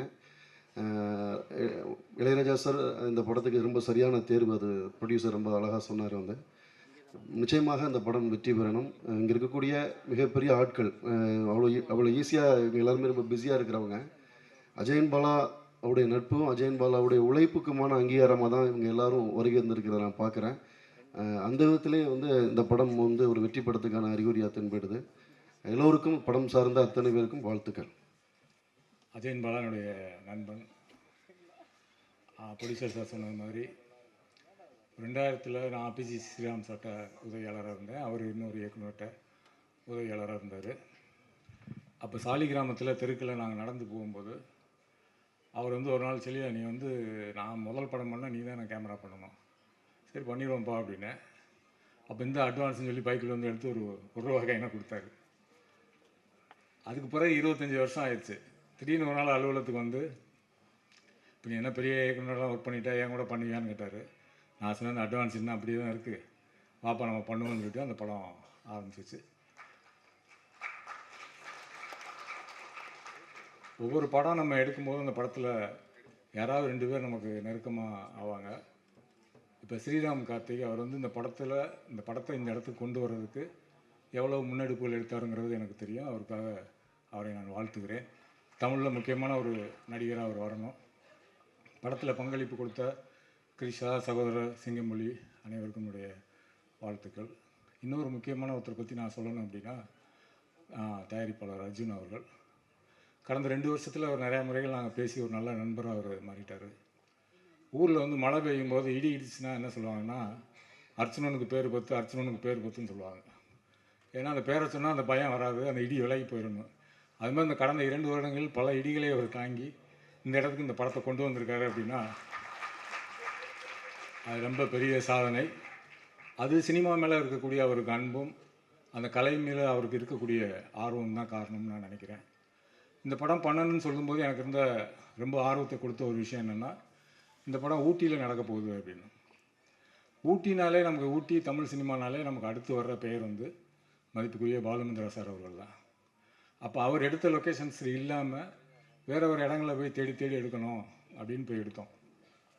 ஏன்னா என்னுடைய முதல் படம் இல்லை, நான் அடிஷ்னல் சினிமாட்டோகிராஃபின்னு சொல்லி சீமானன் அவருடைய தம்பி படத்தில் நான் வந்து கேமரா முதல்ல நான் தொடுறேன். அந்த படத்தில் இருக்கக்கூடிய பாடல்கள், அந்த படத்தோட கிளைமாக்ஸ் காட்சிகள் எல்லாம் நான் தான் ஷூட் பண்ணேன். அதுக்கு பிறகு நான் எடுத்த படங்கள் எல்லாமே ரொம்ப ரியலிஸ்டிக்கான, ஒரு மாதிரி டீக்ளாமரஸ்டான, ரொம்ப ராவான ஒரு படங்களாக இருந்ததுனால அதுக்கு பிறகு 20 வருஷம் கழித்து நான் இப்படி ஒரு படம் கலர்ஃபுல்லாக, ஃபேண்டஸியாக, ரொம்ப கிளாஸியாக ஒரு படம் நான் பண்ணுறேன். இப்படி ஒரு படத்தை பண்ணுறதுக்கான நண்பர் அஜயனுக்கு நான் நன்றியை தெரிவிச்சுக்கிறேன். எனக்கு ரொம்ப ஊட்டி அப்படிங்கும்போதே நான் ஒவ்வொரு ஃப்ரேம் எடுக்கும்போது எனக்கு என்ன ஞாபகம் வந்ததுன்னா, பாலுமந்திர சார் ஞாபகம் வந்தார். அப்புறம் நம்ம எடுக்கக்கூடிய ஒவ்வொரு ஷாட்டையும் இன்னொரு மேதை பார்க்க போகிறாரு, இளையராஜா சார் பார்க்க போகிறாருங்கிறது எனக்கு ஒரு மனசுக்குள்ள ஒரு பெரிய பொறுப்புணர்வை கொடுத்துக்கிட்டே இருந்துச்சு. அதனால் அந்த ஷாட், ஏன்னா இந்த ஷாட்டை வந்து மிடாஸ் டச்சுன்னு சொல்லுவாங்க, ஒரு விஷயத்தை தொட்டவுன்னு அது பொண்ணாக மாறிடும். அது மாதிரி ராஜா சார் வந்து இந்த படத்தை வந்து எப்படி மாற்றிருக்காருங்கிறத நீங்கள் படம் பார்க்கும்போது நீங்கள் புரிஞ்சுக்கிற முடியும். நான் பெரிதும் மதிக்கிற பாலுமந்திரா சாருக்கு நான் அஞ்சலி செலுத்த விரும்புவதாக இருந்தால் இந்த படத்தின் ஒளிப்பதிவு மூலமாக நான் அஞ்சலி செலுத்த விரும்புகிறேன். நன்றி, வணக்கம். அஜயன் பாலா அண்ணா வந்து நான் மெட்ராஸ்க்கு ஊர்லேருந்து லால்குடியிலேருந்து கிளம்பி மெட்ராஸ்க்கு வரப்போ மெட்ராஸே தெரியாது. ஸோ மெட்ராஸே ஃபஸ்ட் டைம் வந்து பார்க்குறோம். அப்போ வந்து என் காலேஜில் படித்த சண்முக சுந்தரம்னு ஒரு ஸ்டில் ஃபோட்டோகிராஃபர், ஃபோட்டோகிராஃபி பண்ணுறவர் வந்து ஆனந்தவடனுக்கெலாம் நிறையா ஃபோட்டோ ஷூட்லாம் பண்ணுவார். அவர் ரூமில் தான் தஞ்சம் அடைஞ்சேன். அங்கே மயிலாப்பூரில் காமதேனு தேட்டருக்கு ஆப்போசிட். மேக்ஸிமம் சினிமா வந்து காமதேனு தேட்டரில் டிக்கெட் எல்லாமே உள்ளே விடுவாங்க. கொஞ்சம் நேரம் ஓடிடுச்சுன்னா அதுக்கப்புறம் நம்ம உள்ளே வந்துக்கலாம். அவங்க யாரும் கேட்க மாட்டாங்க பெருசாக. அங்கே படம் பார்த்துட்டு வந்து வெறுமனை ரூமில் தங்கிக்கிட்டு இருக்கப்போ, ரூமில் தூங்கிக்கிட்டு இருக்கப்ப, எப்போதும் படுத்துக்கிட்டே கிடக்கிறப்ப ஏதாவது ஒரு புக்ஸ் நம்ம பக்கத்தில் விழுந்துக்கிட்டே இருக்கும். இவங்கெல்லாம் வருவாங்க, இலக்கியவாதிகள் வந்து அண்ணன் இசக்கி அண்ணன், அது மாதிரி இலக்கியவாதிகள் பூங்காற்று தனசேகர். அது மாதிரி எனக்கு வாசிப்பு அப்படிங்கிற ஒரு விஷயத்த நான் சின்ன வயசுலேருந்தே ஓவியம் மட்டும்தான். ஸோ படம் வரைவேன், நான் பார்க்குற காட்சியை வரைவேன், அதோட நம்மளுக்கு நாலேஜ் அவ்வளோதான். அதனால தான் ஓவியக் கல்லூரியிலே போய் நான் ஓவியக் கல்லூரியில் ஜாயின் பண்ணது. அதனால தான் எனக்கு வாசிப்பு அப்படிங்கிறதுனா பிகம் ஃபேன் ஆஃப் ஹிம். அவரால் தான் எனக்கு வாசிப்பு திறன் அதிகமாக வர ஆரம்பிச்சிச்சு. நிறைய படிக்க ஆரம்பித்தேன், நிறைய புக்ஸை படிக்க ஆரம்பித்தேன். ஜெயகாந்தன், ஜெயமோகன், அது மாதிரிலாம் ரைட்டர்ஸை எனக்கு இன்ட்ரடியூஸ் பண்ணது அவர் தான். நான் வந்து அதுக்கப்புறம் சில படங்கள்லாம், நிறைய படங்கள்லாம் பண்ணி எனக்குன்னு ஒரு நேம் வந்துருச்சு. இவர் படம் பண்ணுறாருன்னு தெரிஞ்சோன்னா நானே ஃபோன் பண்ணி, அண்ணா உங்கள் கூட உங்கள் படத்தில் நான் இருக்கணும்ண்ணா அப்படின்னு வாலண்டியராக நானே கால் பண்ணி ஆசைப்பட்டு இந்த படத்தில் அவர் படத்தில் என் பேரும் வந்ததுக்கு நான் ரொம்ப பெருமைப்படுறேன். அதோட பெரிய விஷயம், இளையராஜா சார் டைட்டில் கார்டு கூட லால்குடி என் இளையராஜான்னு என் பேர் வந்ததுக்கும் ரொம்ப பெருமைப்படுறேன். இதை விட ஒரு பெரிய கிஃப்ட் எனக்கு கிடைக்க போகிறதே இல்லை லைஃப்பில். நன்றி.